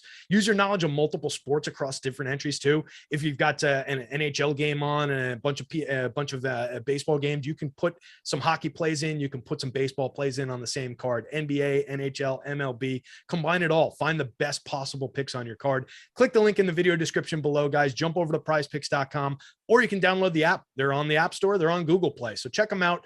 We're going to forego making at least 2 picks to pick up a little bit of time here, but we're both going to have videos, or I think maybe Eric will. There's some content up to make some actual Judge Torres Rizzo over 0.5 home runs. Lock button. Boom. Love it. There we go. Done. So that's one of your picks right there. We'll get some other picks out as we go through the show here, but we've made some, and it's just a great site, guys. Really encourage everybody to go play on Prize Picks. We appreciate them. We appreciate everybody going over there. Let's jump into the main slate on both sites. Everybody's unified now. We've got the first game up on deck. The Los Angeles Angels in the Bronx. Reed Detmer's on the mound. Lefty game. Nestor Cortez going for the New York Yankees. Nestor picking up a ton of ownership. Reed Detmer's not so much. What do you like about Reed Detmer's here going up against the Yanks? You getting any shares of him at 1% ownership site to site? No. All right, fair enough. Why not? Low strikeout rate concerns you? The home run rate, is that kind of targeting Yankees bats instead? It's everything. Give me the Yankees bats. I mean, this is the top of the order of Judge, Torres, LeMahieu back in the mix, Anthony Rizzo. I mean, this is just a baseball team up against Reed Detmer's and his 17.1% strikeout rate, 43.2% hard contact, and 16.7 degree average launch. It is a launch pad here. And I've been talking about how bad this Yankees back half of the lineup is. Well, apparently Matt Carpenter, even left on left, might make a lineup and might be serviceable. Is this real life? Is this what year is it? It's the year after the 2 years that Matt Carpenter apparently spent like doing all sorts of performance enhancing things. I didn't say drugs. I just said things. Performance. It might just mean working out really, really hard, really aggressive. Yeah. I don't know. But I didn't expect him to hit, at all for this team when they signed him. And he's got a couple homers already. So yeah, here's the thing. Here's my Prize Picks. Again, Aaron Judge plus 245 over at DK to hit a home run on the day. You've got Anthony Rizzo plus 425. I think that's kind of wrong. That's kind of my take on it. Higashioka is actually plus 340. That seems like a joke. That can't be real life. But Gleyber Torres plus 330. You get those two righties specifically there. You add it all up together. Greg taught me how to do such things on a live before lock. That is better than a 60% chance of occurring. So I'm looking at the New York Yankees as a launch pad over 0.5 home runs on Prize Picks today. I like that. Absolutely. I think you want to multiply those probabilities instead of correct. That's what you do. You we'll multiply the 3 across. Yep. Right. Exactly. That's what he taught me to do. It was so nice. I was like rudimentary math. Good job. Well, that's kind of advanced. I think that takes people a little bit to get to, and that's what we talk about when we say ownership product, right? Short and Klein, stop it. I'll make the show go longer. We'll go till 10:30. I could sit here and talk about only ownership product and the importance of it for the next 15 minutes. I mean, the ownership product, you basically crunch out 100 lineups, get the average, and then that's not what you do. I like the spot for Aaron Judge to hit a home run here as well. He's at a 15.8 in my home run model, 10 being the magic number. So we're well over there. 62% hard hit rate for Judgy this season, a 25.6% barrel rate, 18 home runs, a 657 slugging, a 354 ISO. Probably should have signed this guy before the season started, Brian Cashman. Hope he doesn't play for the Giants next year. What about the Angels? What about Nestor? Drawing a ton of ownership at 10-7 on the DK slate. Pretty heavy amount at 10-8 on the FanDuel slate. Seems like it's real with Nestor. That's all I really have to say about it. Seems like it's real. I'll probably be under the field, but what do you think of him?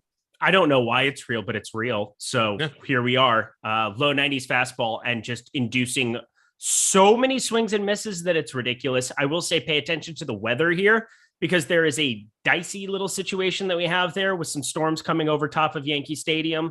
It's like overcast and nasty and humid out, but right now it looks like it. Like if the game was starting an hour from now, I'd be good. But I'm just saying that it's one of those things. If Nestor ends up being 40-something% and you get an in-game delay, you could have the nuts just by being lower on him. So there's things that can happen. So just be paying attention to whether it's 9:15 on the West Coast right now, 12:15 on the East Coast. Lots of time before his 7:05 Eastern time first pitch. So lots can change, but just be aware. Nestor Cortes, I don't know what to say. I mean, there's going to be strikeouts to be had in this Angels lineup at the same time that there's power to be had in this Angels lineup. But you get Marsh, Stassi, Jared Walsh, Velasquez, Trout, and Ohtani all north of a 24% K percentage, and no single individual batter projected to be in the lineup with under a 20% strikeout rate. So, a supremely good strikeout matchup for Nestor Cortes. Yeah. And look, like you said, low 90s fastball, no really great pitches to speak of, no great stuff, but effective enough stuff. And what he does with his timing, with his release angle, with the break on the pitches and the pitch mix, he's just constantly keeping hitters off balance, keeping them off their toes. And he's been effective. 30.2% strikeout rate this year, high 20s last year. This is real. I don't understand it really, but it's real. What about grabbing some Angels hedge stacks? Because they're very low owned. They've got obviously a couple spectacular players in the lineup. And then, it's been back and forth this year. They got to a point where I was like, wow, this team might actually be good. And now they're kind of back to that. I don't really like the Matt Duffy, Luis Rengifo, Max Stassi version of this lineup. Juan Lagares, Andrew Velasquez. So is it just about the stars up at the top who are all very low owned, or are you getting to full stacks of this team? You don't like Matt Duffy with his 292 average and 0 home runs batting cleanup for the Angels? I do not. I would maybe take his 352 on base and stick it up toward the top of the lineup. Yeah. The other guys down. What are they doing? Effective? I do not understand that. Yeah. They need to put Ward at either number 2 or put Ward at cleanup. I mean, how are you losing run support of Trout and Ohtani behind Ward and not putting a guy with basically a 350 WOBA? Like, how are you not, as a manager, doing that? Oh, yeah, because you're one of the worst managers in baseball, Joe Madden. That's a different conversation for a different day. Yeah, that's a very, very strange decision. And, Madden had a reputation as somebody who was like kind of analytically inclined and smart, but I don't not with this. How is Duffy batting cleanup in this situation? Look, to be fair, Taylor Ward over 146 plate appearances is getting on base at a 459 clip. Yeah. So there is that aspect of it, but he's got 10 home runs. He's one of your guys who's going to drive in those runs. So I would drop him to 2. I would just slide everybody down 1 and put Duffy in the Lido spot there. Yeah. Ohtani cleanup or Trout cleanup. Trout, you want at bat every single inning. I want Trout getting that first inning at bat. Yeah, he's getting first inning at bat. So, he's batting 3rd. You have Ohtani cleanup. You move on with your day. I get that it would make sense. Oh, Ward and everything else. But like Matt Duffy is batting cleanup for your baseball team with 0 power. I don't understand. 341 expected slugging, 293 xWOBA. Take advantage of the xWOBA. Move on with your day. God bless you, Joe Madden. Yep. So watch for the configuration of that Angels lineup. But yeah, primarily for me, it's going to be around Ward, Ohtani, and Trout stacks when I can afford them. I will certainly grab them as one-offs going against Nestor here. Sure. What about anybody from the back end? Like, is Max Stassi at all interesting to you as a right-handed catcher in Yankee Stadium going up against the lefty here? Maybe a little bit risky for power at 3,700, right? He leads the team in hard hit percentage. On a team with Mike Trout, Joey Ohtani. You always roster Max Stassi. He's probably the most under-owned catcher on every single slate ever. So it just hasn't shown up in the box score. And that happens from time to time when you hit an Angel Stadium. I don't think people understand how much that ballpark suppresses power. And like, if Mike Trout played in Yankee Stadium, he'd have 65, 70 home run seasons. Oh my God. Yeah. Yeah, forget it. Yeah, if you could turn back time, I don't would go get Trout. Don't even want to think of it. I don't know. I did think that at some point in his career, Mike Trout would be. I think I just watched you hook up with the Cleveland girl just now. I did. As I was dreaming of Mike Trout being a Yankee. Yeah. I've never seen you that happy in my life. I just zoned out for a nice little game. You did. Oh man. So talk to me about my Yankees here so that the homer doesn't have to do it. DJ, Aaron Judge. Oh, we did this already, didn't we? When we talked about we talked about them. Did we leave anything on the table with them? Yeah. I mean, the lineup looks better than it was, a week ago. It's starting to get pieced back together. We'll see if Josh Donaldson ever has a pulse again. No Stanton, still obviously a glaring hole. That's a big bat you want to have in the middle of that lineup, but Judge, it's pretty obvious. Gleyber Torres, pretty obvious. And then the back half pieces, I mean, this is Reed Detmers we're talking about. This is not Nestor Cortez on the other side. I will say Higashioka, when I see home run marks like plus 340, I know he's been really, really struggling, but somehow with 0 home runs, he's better than a plus 350, better than plus 350 to hit a home run today. That at least gives me some pause because what is Vegas looking at? That makes me want to actually include him in my player pool, despite looking at all of the underlying numbers. Yeah, I don't mind that. 8.54 in my home run model against a guy with a 4.43% home run rate, 43.2% hard hit. Nice inflated launch angle there. So I get to some Higgy there. All right, I think we can jump out of this game and move on to the next one on deck. We've got the Seattle Mariners with Robby Ray on the hill, taking on the Baltimore Orioles in their pitcher-friendly park. Orioles answering back with Kyle Bradish, young right-hander, pretty cheap pricing, not that much ownership. Let's start with Robby Ray. He's drawing a ton of attention, one of the aces of the slate. Are you getting Danny Robby Ray in this situation against the Orioles? I will be under 40.9%. I can tell you that much. Yeah. I think he's a very good option, but he's the second most negatively leveraged pitcher on the slate. Jeffrey Springs. That's fun. But Robby Ray, if you wanted to get to a little bit of him against Baltimore, how could I possibly blame you? I mean, this Baltimore team against Southpaws, where are their underlying numbers? Because they're much worse than I was expecting them to be when I looked at it. Yeah, they were very good against lefties last year, but they crashed. Yeah, 26.2% K percentage, second worst in baseball, 83 WRC plus. And you look at the lineup, and it's like, well, there's power, and it's all from the right side outside of Cedric Mullins. Why is this a thing? I don't know. Maybe it's just a smaller sample size, but I feel like it's June 1st, and I feel like we have enough to think that this might be at long term. Mountcastle's down there at 3K. Mancini, I mean, the Baltimore side, I'm going to be above on, that's for sure, because I'm a little bit lower on Robby Ray, and I'm kind of hoping he fails in this spot. But if you wanted to just jam him, I totally get it, because, I mean, second most strikeouts in baseball against that handedness. And then, there's just really no major league caliber, like all-star type hitter up and down this lineup. Yeah, so I'm with you. I'd be under the field on Ray. He's always a pitcher that I'm looking to get under on. 27.1% strikeout rate down from last year. The 8.4% walks are up. He's been on and off so far this season. Started out ugly, has had a few spots where he's been good. But I think I am maybe a little bit more interested in you in some of those righty bats from Baltimore. I think the park. Oh, I like them. I said I like them. I just said that overall, if you're the person who likes Robby Ray and you're looking at it, it's like, oh, well, overall, like Cedric Mullins was an all-star last year. I mean, that's debatable. He was really good last year. Don't get me wrong. But overall, it's like, oh, well, I don't see that intimidating of a lineup.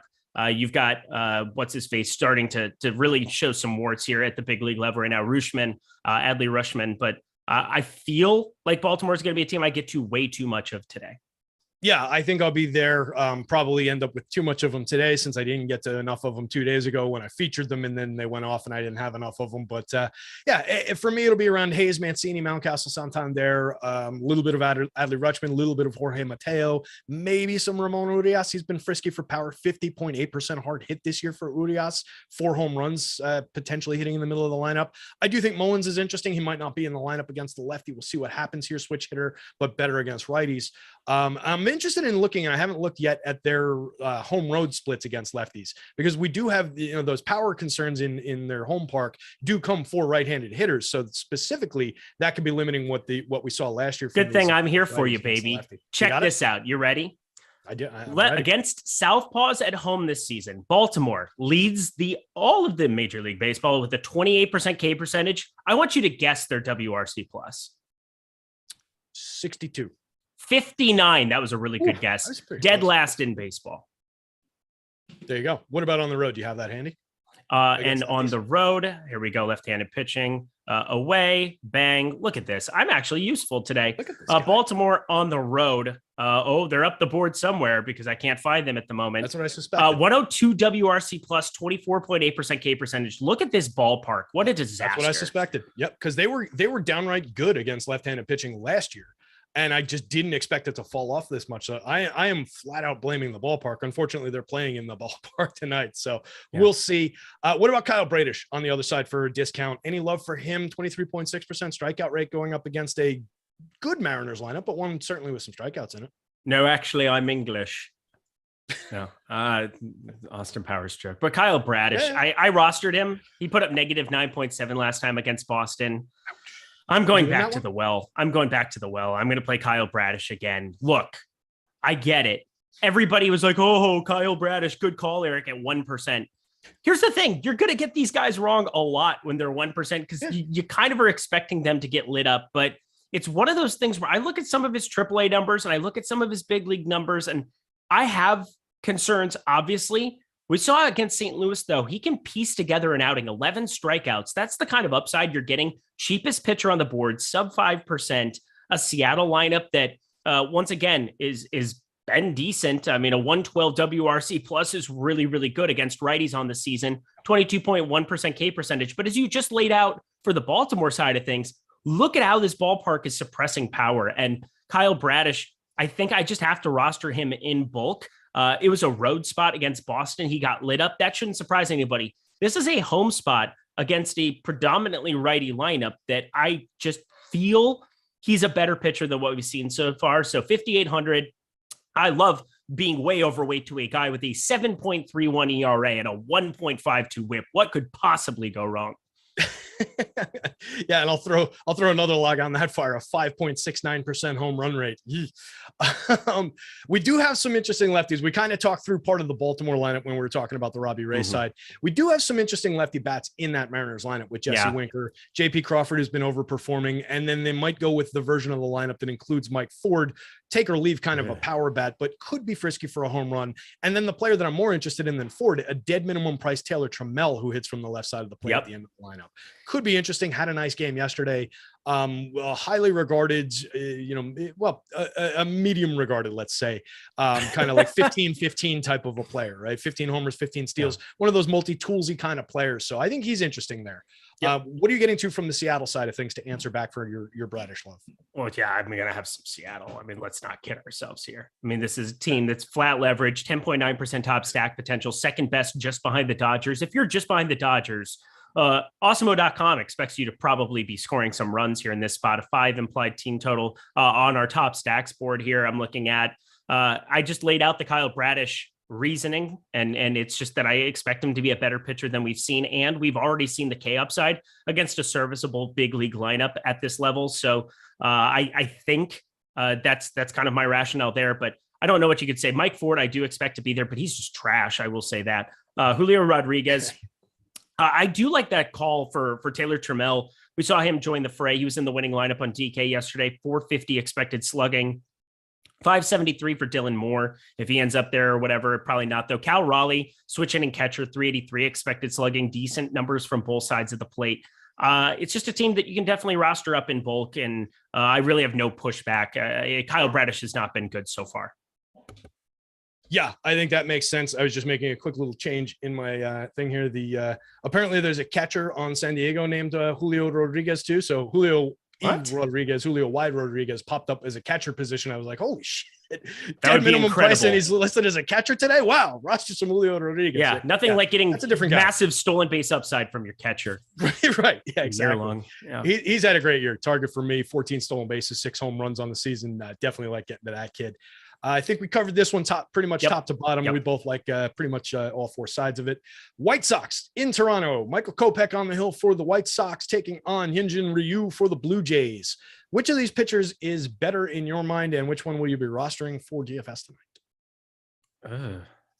I don't know. I mean, it shouldn't be close that it's Kopeck. I mean, I'm looking at Hyunjin Ryu. Pain and suffering. I didn't think it was close.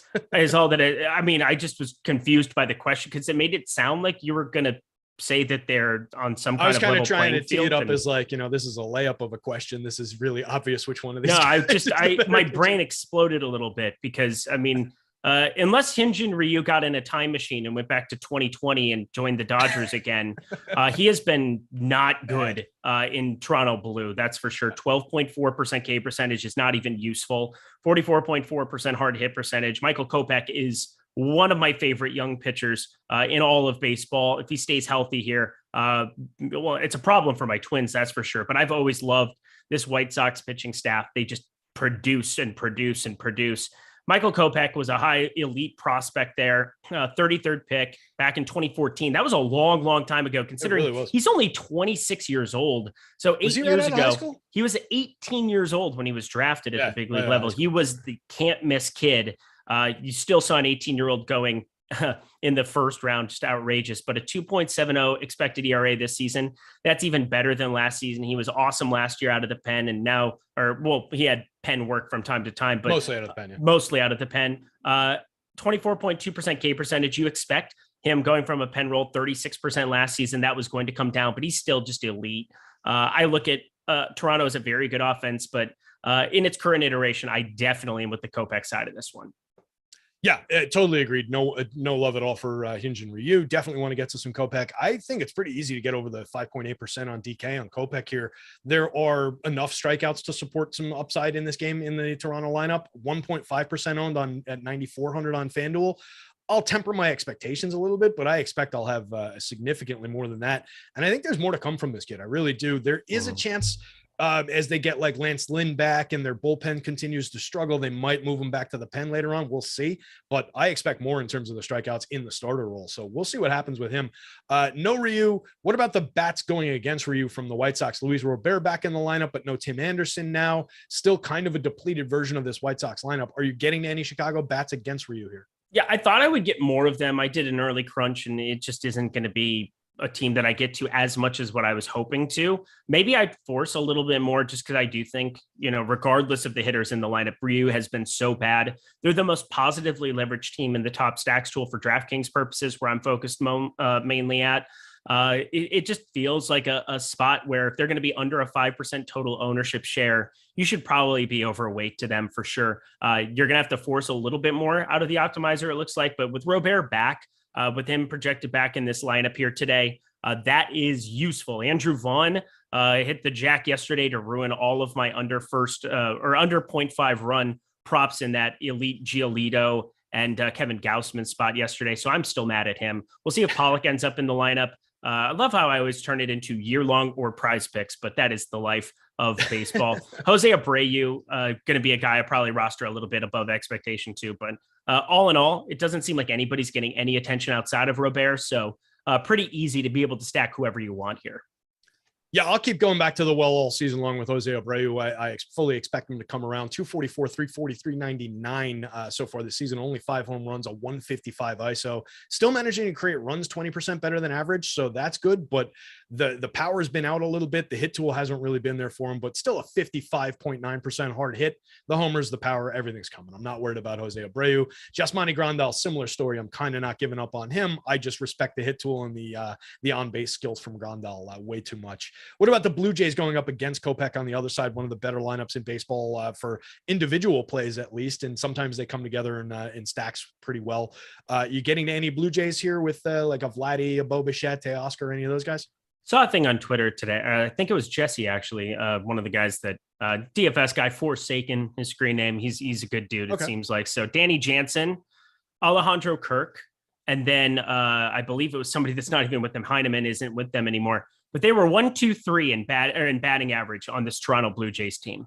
That's not ideal when you're talking about a Major League Baseball team that's relying on catchers for averages. They're going to probably both end up in the lineup again.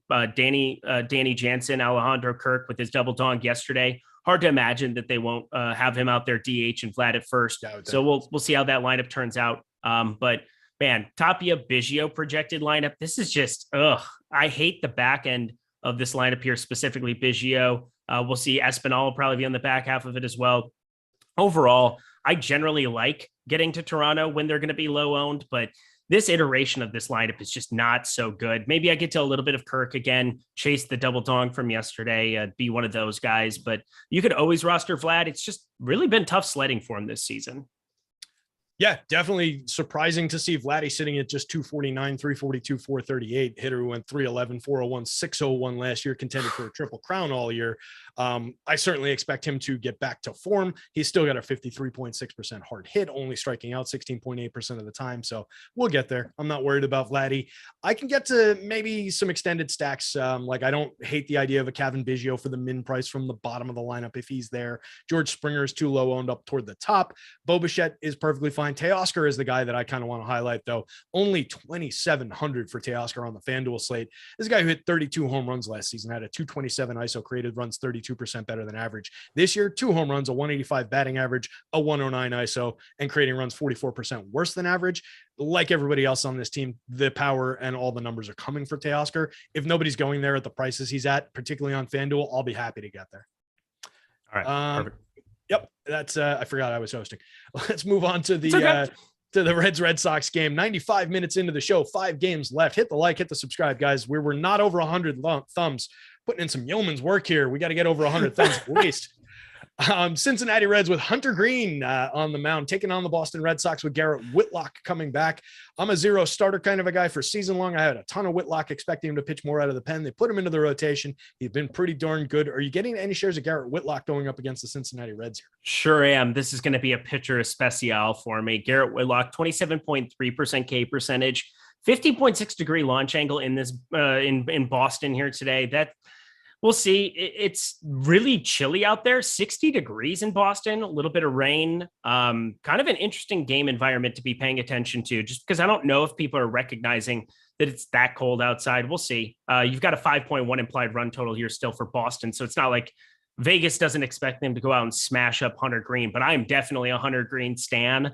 The guy throws upper 90s. He's a nearly 100 mile per hour fastball guy.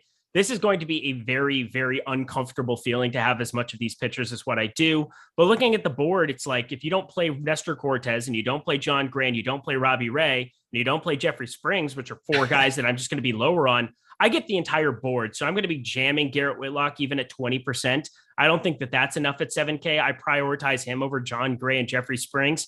I mean, this is a Cincinnati lineup that is hashtag not good. So we're going to be firing them up at will. And then on the other side of it, Godspeed to me, but it is absolute Hunter Green day for me. I have an unbelievable amount of him. All right. I like that.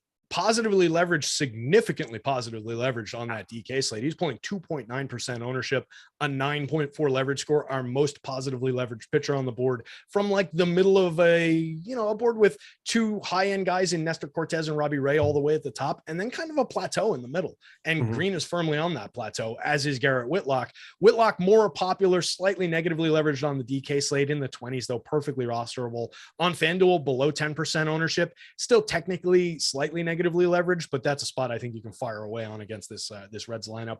I'm with you on both pitchers. I like the look of both these kids, and I think they're both a little bit under-owned on both sites.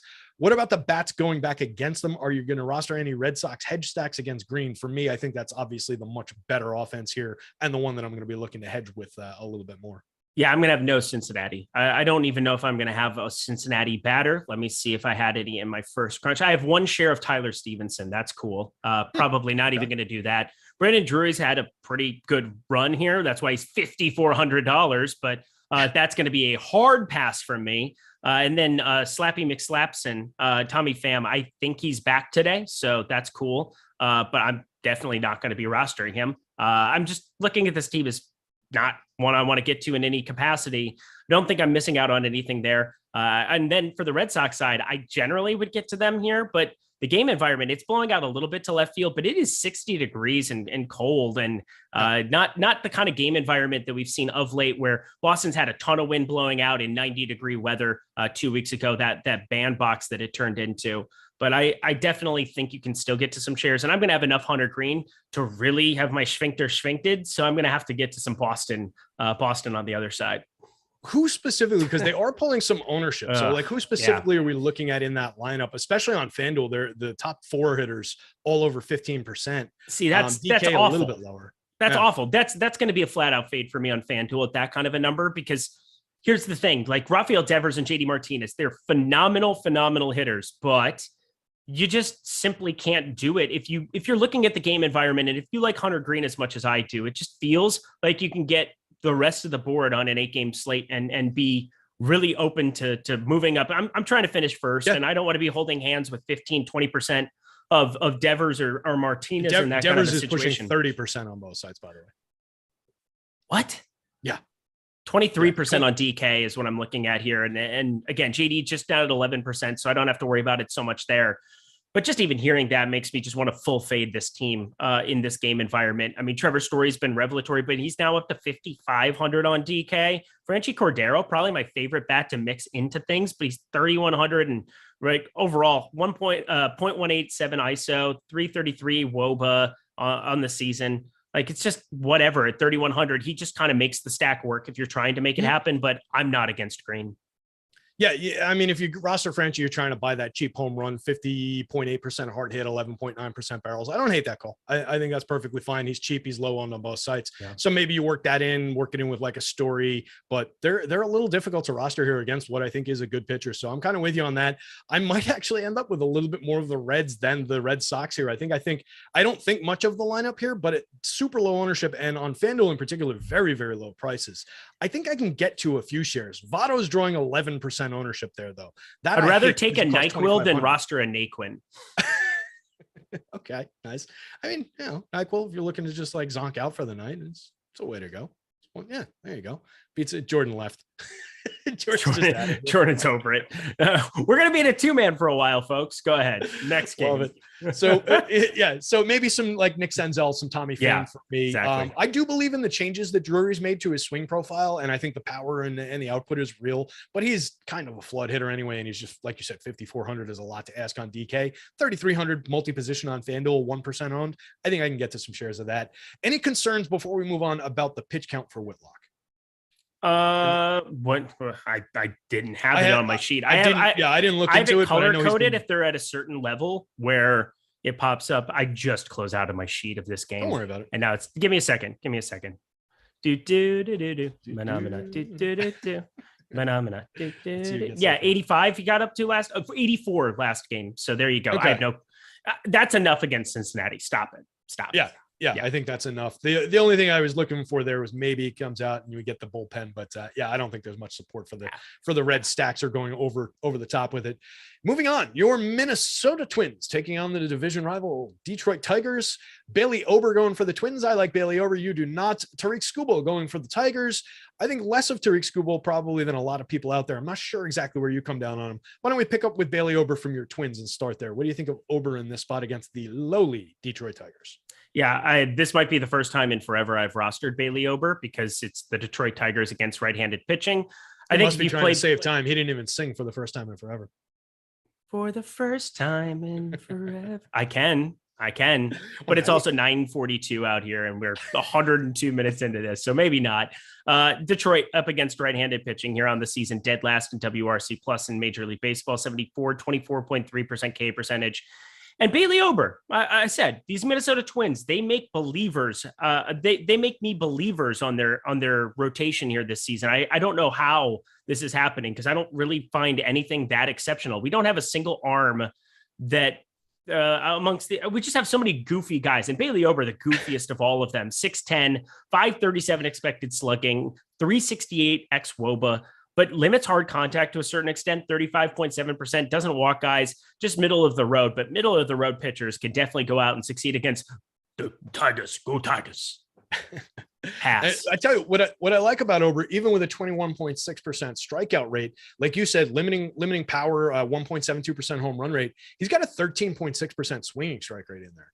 And like you said, he's a giant. He looks like he's 47 feet tall when he's on the mound. So like the ball just comes out at an interesting angle. I think he's going to be an effective pitcher. We'll see over time how good he gets, but I think we can find some strikeouts against this anemic Detroit offense. Certainly, I think he could pitch clean through this lineup. It's a version of the lineup that's now got Cody Clemens hitting 6 potentially. Not a very good baseball team. What about Skubal, the lefty? Gives up plenty of premium contact, but managed to keep it to a 0.99% home run rate this season, which is an outstanding improvement. He was at a 5.52 on a similar contact profile last year, has dramatically reduced the barrel rate though. Are you getting to any Skubal here? Do you like it for the price? 10-2 on DK, 10-5 on FanDuel. Were you besmirching the good name of Lord Skubal? I hope not. It was. Oh, you are wrong, sir. You are on the wrong side of history. I was on the right side of it last year with all those home runs that in power that he gave up. But this year, yeah, I knew what I was tangoing. I tried to go against him. I knew what I was tangoing with last year. I mean, Skubal, I could not say enough good things about this season. I mean, he's only 25 years old, and people act like he's been in the bigs forever, as though we have this crazy track record of Skubal, as though we've seen this for years and years. It's like, dude, we got a 3-year sample size on the guy, and he was not good in terms of the hard contact. But the K percentage has always been there. It's going to continue to be there. 26.4% for a career, 27.1%. Now the walks are down too. A lot of what he was doing was he was setting the table and then giving up premium hard contact. He's across the board looking really, really good. So yeah, even against my Minnesota Twins today, Kepler's back in action, but lefty, he might not even be in the lineup. They'll definitely have Garlick in there. Looks like they're probably going to garner some attention. Skubal is just going to be on my board. I'm finding myself getting pretty contrarian at the pitching spot compared to yesterday with Gausman. Yeah, I like Skubal when he comes in like this, right? When he comes in on those days when he's like 35% owned and he's too cheap, I don't want to get there. But now he's 10-5 on FanDuel. He's 4.3% owned, 10-2 on DK, under 10% owned. That's a good spot going up against a team with plenty of strikeouts in it. I will probably hedge coming back the other way with some of that Twins power. That said, I don't love the idea of a 20% owned Byron Buxton, 25% on FanDuel. I like more of the Kyle Garlicks, Jorge Polanco's, Gary Sanchez's of the world in that lineup. So maybe I'm just grabbing a few one-offs there, some one-off Gary, try and find a cheap home run from an unknown player on FanDuel. Are you full stacking the Twins against Skubal here to offset any of the ownership that you get to, or are you just kind of riding with the Skubal side? I'm riding with the Skubal side, and it's sad. Again, I like rostering my Twins. Right now, all the guys you want to get to the most are crazy popular on DraftKings. I mean, Byron Buxton, it's totally understandable why he's crazy popular every single time, because he's the best one-off you could possibly get to ever. I love him so much, but 19% of him, I have to hit the pass button. And then Garlick, we saw Garlick get north of 11% owned yesterday on yesterday's slate on a 13 gamer. We're talking about an 8 gamer here. He's projected at just 6.3%, but I have a feeling when he's showing up cleanup or third in this Minnesota Twins lineup today, that people will still get there in some capacity. Maybe I'm wrong about that. And if he's going to stay at 6%, I will be way over the field on a guy like that. With what we're looking at with some of his power metrics. But otherwise, I just have to be steering clear from the Twins. Again, you have no Correa, even though Correa hasn't been himself or what he's been long-term in his career this season. That's still a positive bat to have in this lineup. I think Sanchez makes some sense. It's just 5% to get to a little bit of him. We'll see if Miranda ends up in that lineup. But all in all, Tariq Skubal is just a good pitcher right now and not somebody I'm going out of my way to pick on. Yep, I really like the garlic call there. 2,200 is just too cheap for a guy. 12.69 in my home run model, 57.5% hard hit. I probably won't be rostering any Tigers. I just think they're an atrociously bad baseball team. Same. You could maybe attack Bailey Ober's home run rate from last year, but he's been good for home runs this year, so I'm not going there. Let's move on. Milwaukee Brewers on the mound with Jason Alexander or George Costanza, depending on your look on that, on the mound. Taking on the Chicago Cubs with Kyle Hendricks going for the Cubbies. Do you want any of either one of these pitchers on either side? No, I don't think Jason Alexander's even available. No, can't even play him. And Kyle Hendricks, I would rather roster you or me or chat for sure. I'd rather roster Jordan Lockhart, who just gave 10 subs out to the people. My God, what an unbelievable dude! Just constantly dropping massive super chats and gifting subs and doing all the things to keep this channel rocking. Appreciate you, my guy. It's just a lot of love that he's given us all the time. So shout out to him. I see the floor on Jason Alexander, Kyle Hendricks. No time needed for them. Yep. Yeah. No time on them. What about the bats here? Getting to any, not overly popular this time around. Any Brewers, any Cubs for you?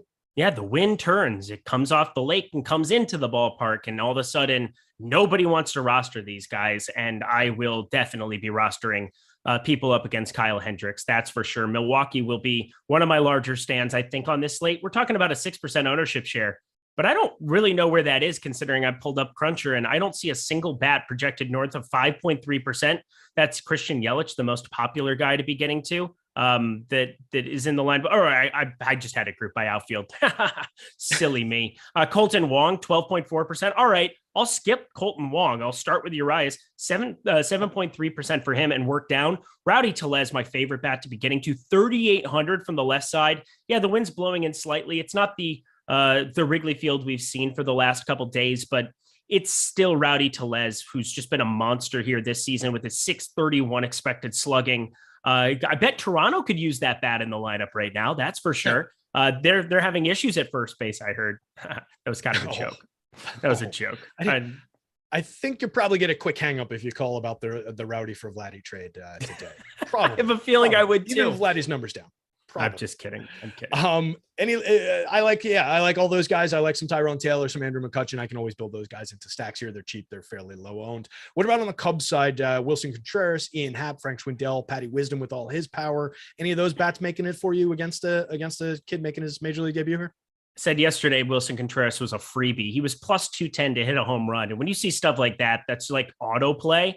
And Eric Lauer, he was giving up the fly ball rate. We kind of saw all systems go to fire up some of the top order of the Cubs. I think you can do it again here. Looking through AAA numbers here for Jason Alexander, the Nashville Sounds. God, that's a great name. Like it. Music like musical sounds, I would imagine, not like the Long Island sound, like the ocean.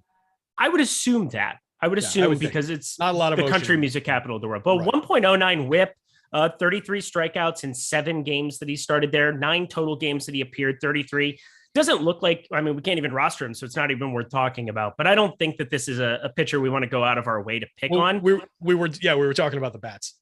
Yeah, I don't want to get. No, I'm just saying that I don't think it's a pitcher I want to go out of my way to go pick on in this game environment. I think you can get to Christopher Morel, you can get to Ian Happ, you can get to Wilson Contreras, you can definitely roster those guys. They're completely unowned, so that kind of makes it enthusiastic anytime a guy's making his debut. But doesn't seem like the profile. He is 29 years old making his debut, so that's problematic. Maybe we do want to get to him. I'm talking myself into it as we go. Yeah, I think that might be something that we can attack because that's, that outstretches that what I said earlier about the young kid who, with the absent 2020, maybe he wasn't in a situation where he was overqualified for the level he was pitching at. When you see a dude making his major league debut at 29, he's not a prospect, he's not a good pitcher. So I do think you can maybe get a little bit over the field on Cubs, but they're a very flawed lineup. So it's not one I'm really excited to get to. I think we should move on to the next game here, pick up a little time. We've got 8 minutes and 2 games to cover before the 2-hour mark. So we've got the Tampa Bay Rays with Jeffrey Springs, who everybody is rostering on DK at 6,200, 6.3% owned at 8,000 on the FanDuel site, going up against the Rangers with Eric's dying, going up against the Rangers with John Gray, 6,400. What year is also it? Pulling a ton of ownership. Yeah, we haven't had a baseball show this long since like the site first started. Oh man. Why are we doing this? 7,500 for Johnny Gray on FanDuel. He's 30% owned on DK at 6,400. Talk to me about both pitchers here. Let's start with Jeffrey Springs, who's been pretty good so far for the Rays, but ton of popularity. What do you think of Jeffrey? You could be my Jeffrey Springs. Don't make me take this show directly up to lock. I will do it. 26.8% K percentage, 85.6 degree exit velocity, or 85.6 mile per hour exit velocity. I can't differentiate the two today. It's just a Texas Rangers lineup that you can pick on anytime. And Jeffrey Springs has proven to be really good. This is a misprice. It's a glaring misprice on DraftKings, and that's why he's garnering the attention that he is. But if I'm going to be siding with some of these contrarian pitchers, and again, I have so much interest in Hunter Green today and Kyle Bradish, I'm a sicko for. I'm just going to try to make that a thing. There's a path where Jeffrey Springs just is decent and doesn't completely destroy the slate. There'll be lineups that I have with Hunter Green and Jeffrey Springs or Tariq Skubal, some of these really low-owned pitchers with them. Because I'm going to be shorting Robby Ray, it makes the entire board open to me. So I like both pitchers in this game, but so does the field. Yeah, and I think I would be looking to undercut both pitchers in this game while still getting to some of them, but we do need to draw those shares for these other guys on the slate from somewhere. And I think this is the best spot to do it in because you do have those other value options, particularly on DK, like you were just talking about. So I think that makes sense. Undercut these guys, get to more shares of those lower owned guys at the value tier and just, rock and roll there. And I honestly might be interested in grabbing some Rangers bats here. They're very low owned on the FanDuel slate. They're getting a minor bit of attention at the top end of the lineup on DK, but just looking at it, the 2 through 5 hitters have an average ISO of 207. There's a decent amount of power. I know they struggled at the outset of the season, but they're kind of coming on, kind of finding their form. So maybe I am looking at some Marcus Semien, and he wasn't included in that because his ISO is at 0.075. But some Semien, some Corey Seager, Mitch Garver, Cole Calhoun, Adolis Garcia, I don't hate that as a stack. So I might grab some of that at low ownership against Springs, kind of trying to answer the field's ownership back on the DK slate there. Springs not really highly owned on the FanDuel slate, so it's not as effective as a contrarian play, but I do still think there's something to like there. Would you get to any Rangers? And then are you throwing any Rays against the somewhat flawed John Gray? This is a scumdacker spot. God damn it. Yeah. Just the muted mic thing. Yeah, I'm playing both sides of it. I'm going to be a little bit lower. As I said, I like both pitchers, but the field does too. So I'm going to be lower to the field on both of them. I'm going to be playing my sycophant, ridiculous pitchers that I like with positive leverage. And then I'm going to be rostering both offenses here in this spot. I think specifically Tampa Bay, you get G-Man Choi in that lineup against any righty, 53.2% hard hit percentage. Harold Ramirez as well has just been really, really good this season.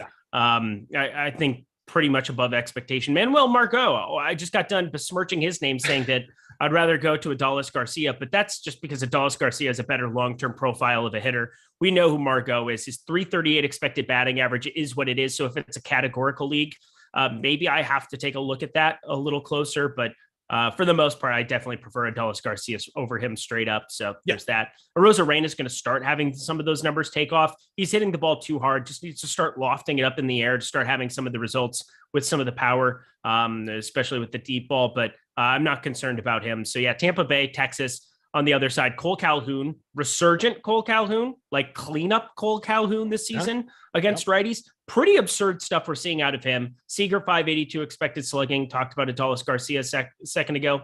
This Josh H. Smith character sounds like a Mormon. Are we rostering him? I don't know anything about him, nor do I have him in my projected lineup. So no. But if he's there, probably yes, as part of stacks. Yeah, cool. Well, just thought I'd throw it out there because his name's Josh H. Smith. I honestly don't know him, but yeah, it sounds like a creative player, primarily from Utah. Okay, never mind. I picture somebody with essentially my complexion. Oh, that would probably be accurate. But hang on. Say Humberto Castellanos. Humberto Castellanos? See, you can't. They ain't got that on you, baby. I can roll the R for you. I don't know if you need it in there, but probably not. One game to go. One game to go. Hey, let's talk about the Awesemo text message MVP program. You guys like finding out about things before anybody else does? You like seeing cool stuff before it's out there in the wild? Well, sign up for the Awesemo MVP program. Text MVP22, the letters MVP, the numbers 2, and the next number 2 to 660-656-4417. You'll automatically be entered to win a year of Awesemo Platinum, and you'll get on our list for the first crack at beta testing new tools, new features. We got a lot of cool stuff coming too. I've seen a lot of it. It's going to be fun. So make sure you sign up for that. Last game of the slate, the Pittsburgh Pirates in Los Angeles taking on the Dodgers. Pirates with Jose Quintana on the mound, taking on Mitch White. Sounds like another creative player. White, 15 2/3 innings, 22.7% strikeout rate. Pretty cheap, pretty under-owned, going up against the worst lineup in baseball, or one of the worst lineups in baseball. Quintana on the other side doesn't look all really appealing to me going up against the Dodgers. Do you see anything different about Quintana? And are you getting any Mitch White? Hey, all I know is that these Brian Reynolds and Brian Hayes prize picks props at 4.5 and 5 the last 2 days have just been cashing straight money. Pittsburgh ruining the quality start for both Julio Urias. Thank you. I had to correct myself for a second. And our boy Walker Buehler ruining the quality start within 2 innings, giving up 4 earned right out of the gate. Pittsburgh kind of had the Dodgers number in this series. That's not going to continue against Jose Quintana. Let's not kid ourselves. This is an absolute just fire up all the Jose Quintana in all the land. As far as Mitch White goes, and this is a guy that I think has some decent stuff. I'm not sure what you think about him, but I feel as though we're going to start seeing some decent results of him. It hasn't been that great, just a 22.7% K percentage, a 478 expected slugging. He had been a big talking point when he was like min salary, but now, I mean, is it starting to rise up? We got to at least kind of consider fading away, but it's 6K. I think I can talk myself into some shares if he's going to be completely unowned. What about you? Yeah, I think that makes sense just as kind of another one of those value pivots away from the guys we were just talking about wanting to get away from in the last game with John Gray and whoever the hell that was. So as a minimal target in that list of pitchers to potentially pivot to, I do think there's enough on the bone going up against the anemic Pirates offense, despite their output over the last couple of games. Michael Chavis hit a home run last night. No big deal. Not worried about that. So yeah, I could take some shares of Mitch White. I don't want any Pirates in my life on the offensive side of things, even against this pitcher. So I'm not going there. The Dodgers are super popular going up against Quintana. I think it makes a ton of sense to figure out how to get to them in unique combinations. The bottom end of the lineup, I talk about it all the time, is always under-owned, so I can always go there. Are you getting to the guys up top? Like Freddie Freeman, only 8.6% owned. Everybody's surrounding him in the mid-teens. What are you doing with the top of the Dodgers lineup? I have to be playing him as one-offs today. It's going to be really hard to stack up this team in any kind of a way that I want to. Hanser Alberto is going to be in the lineup on the back end. We finally saw him join the party and hit a homer, but he has such pinch hitting risk because you'll see how this lineup rolls out in some capacity. Maybe Gavin Lux takes a seat to start off. They did play Edwin Rios against a lefty. They put him in the 9 hole the last time that they faced a lefty. So maybe that's something they continue to do because he's been so good. Now at third base, and maybe you can piece it together that way. He's projected 8th in the lineup, he's back to 9th in this projected lineup here as well. But Justin Turner, Trey Turner, Mookie Betts, Chris Taylor, all of them, I feel like are going to be pretty obvious. If Chris Taylor is going to actually be 6%, maybe I can take that back and find some paths to get to more of them. We'll see if Cody Bellinger left on left can join the fray today. He's been out with some back soreness. So I think it's pretty clear cut that everybody's going to be rostering this team the same way. I don't want to be playing Hanser Alberto, regardless of what anybody says, or if he's going to be decent enough against lefties. That's just an absurd play to me. So I'm probably going to be lower on the Dodgers as a stack and just higher on some of these one-offs. Get around the field on Mookie Betts, around the field on Trey Turner. Just Jose Quintana is terrible. Yep, I totally agree with that. I think we said it all from top to bottom on the entire slate. This game included 2-hour show. They said it couldn't be done. If you're listening to it in podcast form, hopefully you're on the 2x or even 3x speed, and we're talking a lot faster than we did. We're now an hour closer to the Yankee game than when we talked about it earlier. It's still not raining in the New York area. If you want a weather update, we really appreciate everybody hanging out. We've got a ton of content coming up through the rest of the day. No House Advantage NBA strategy show with me and Eitan coming up at 3:30. MLB deeper dive with Neil and Alex. That's a can't miss at 5 o'clock. You're coming back with Greg at 6:03 for the MLB live before lock. And then we've got Roslyn and Raza coming up at 8 o'clock for the PGA live before lock. Hit the like, hit the subscribe. We really appreciate everybody hanging out. Hopefully it was as fun for you guys as it was for us. We are out of here. Jordan Klein, you're a god. You're a god. Oh my Lord.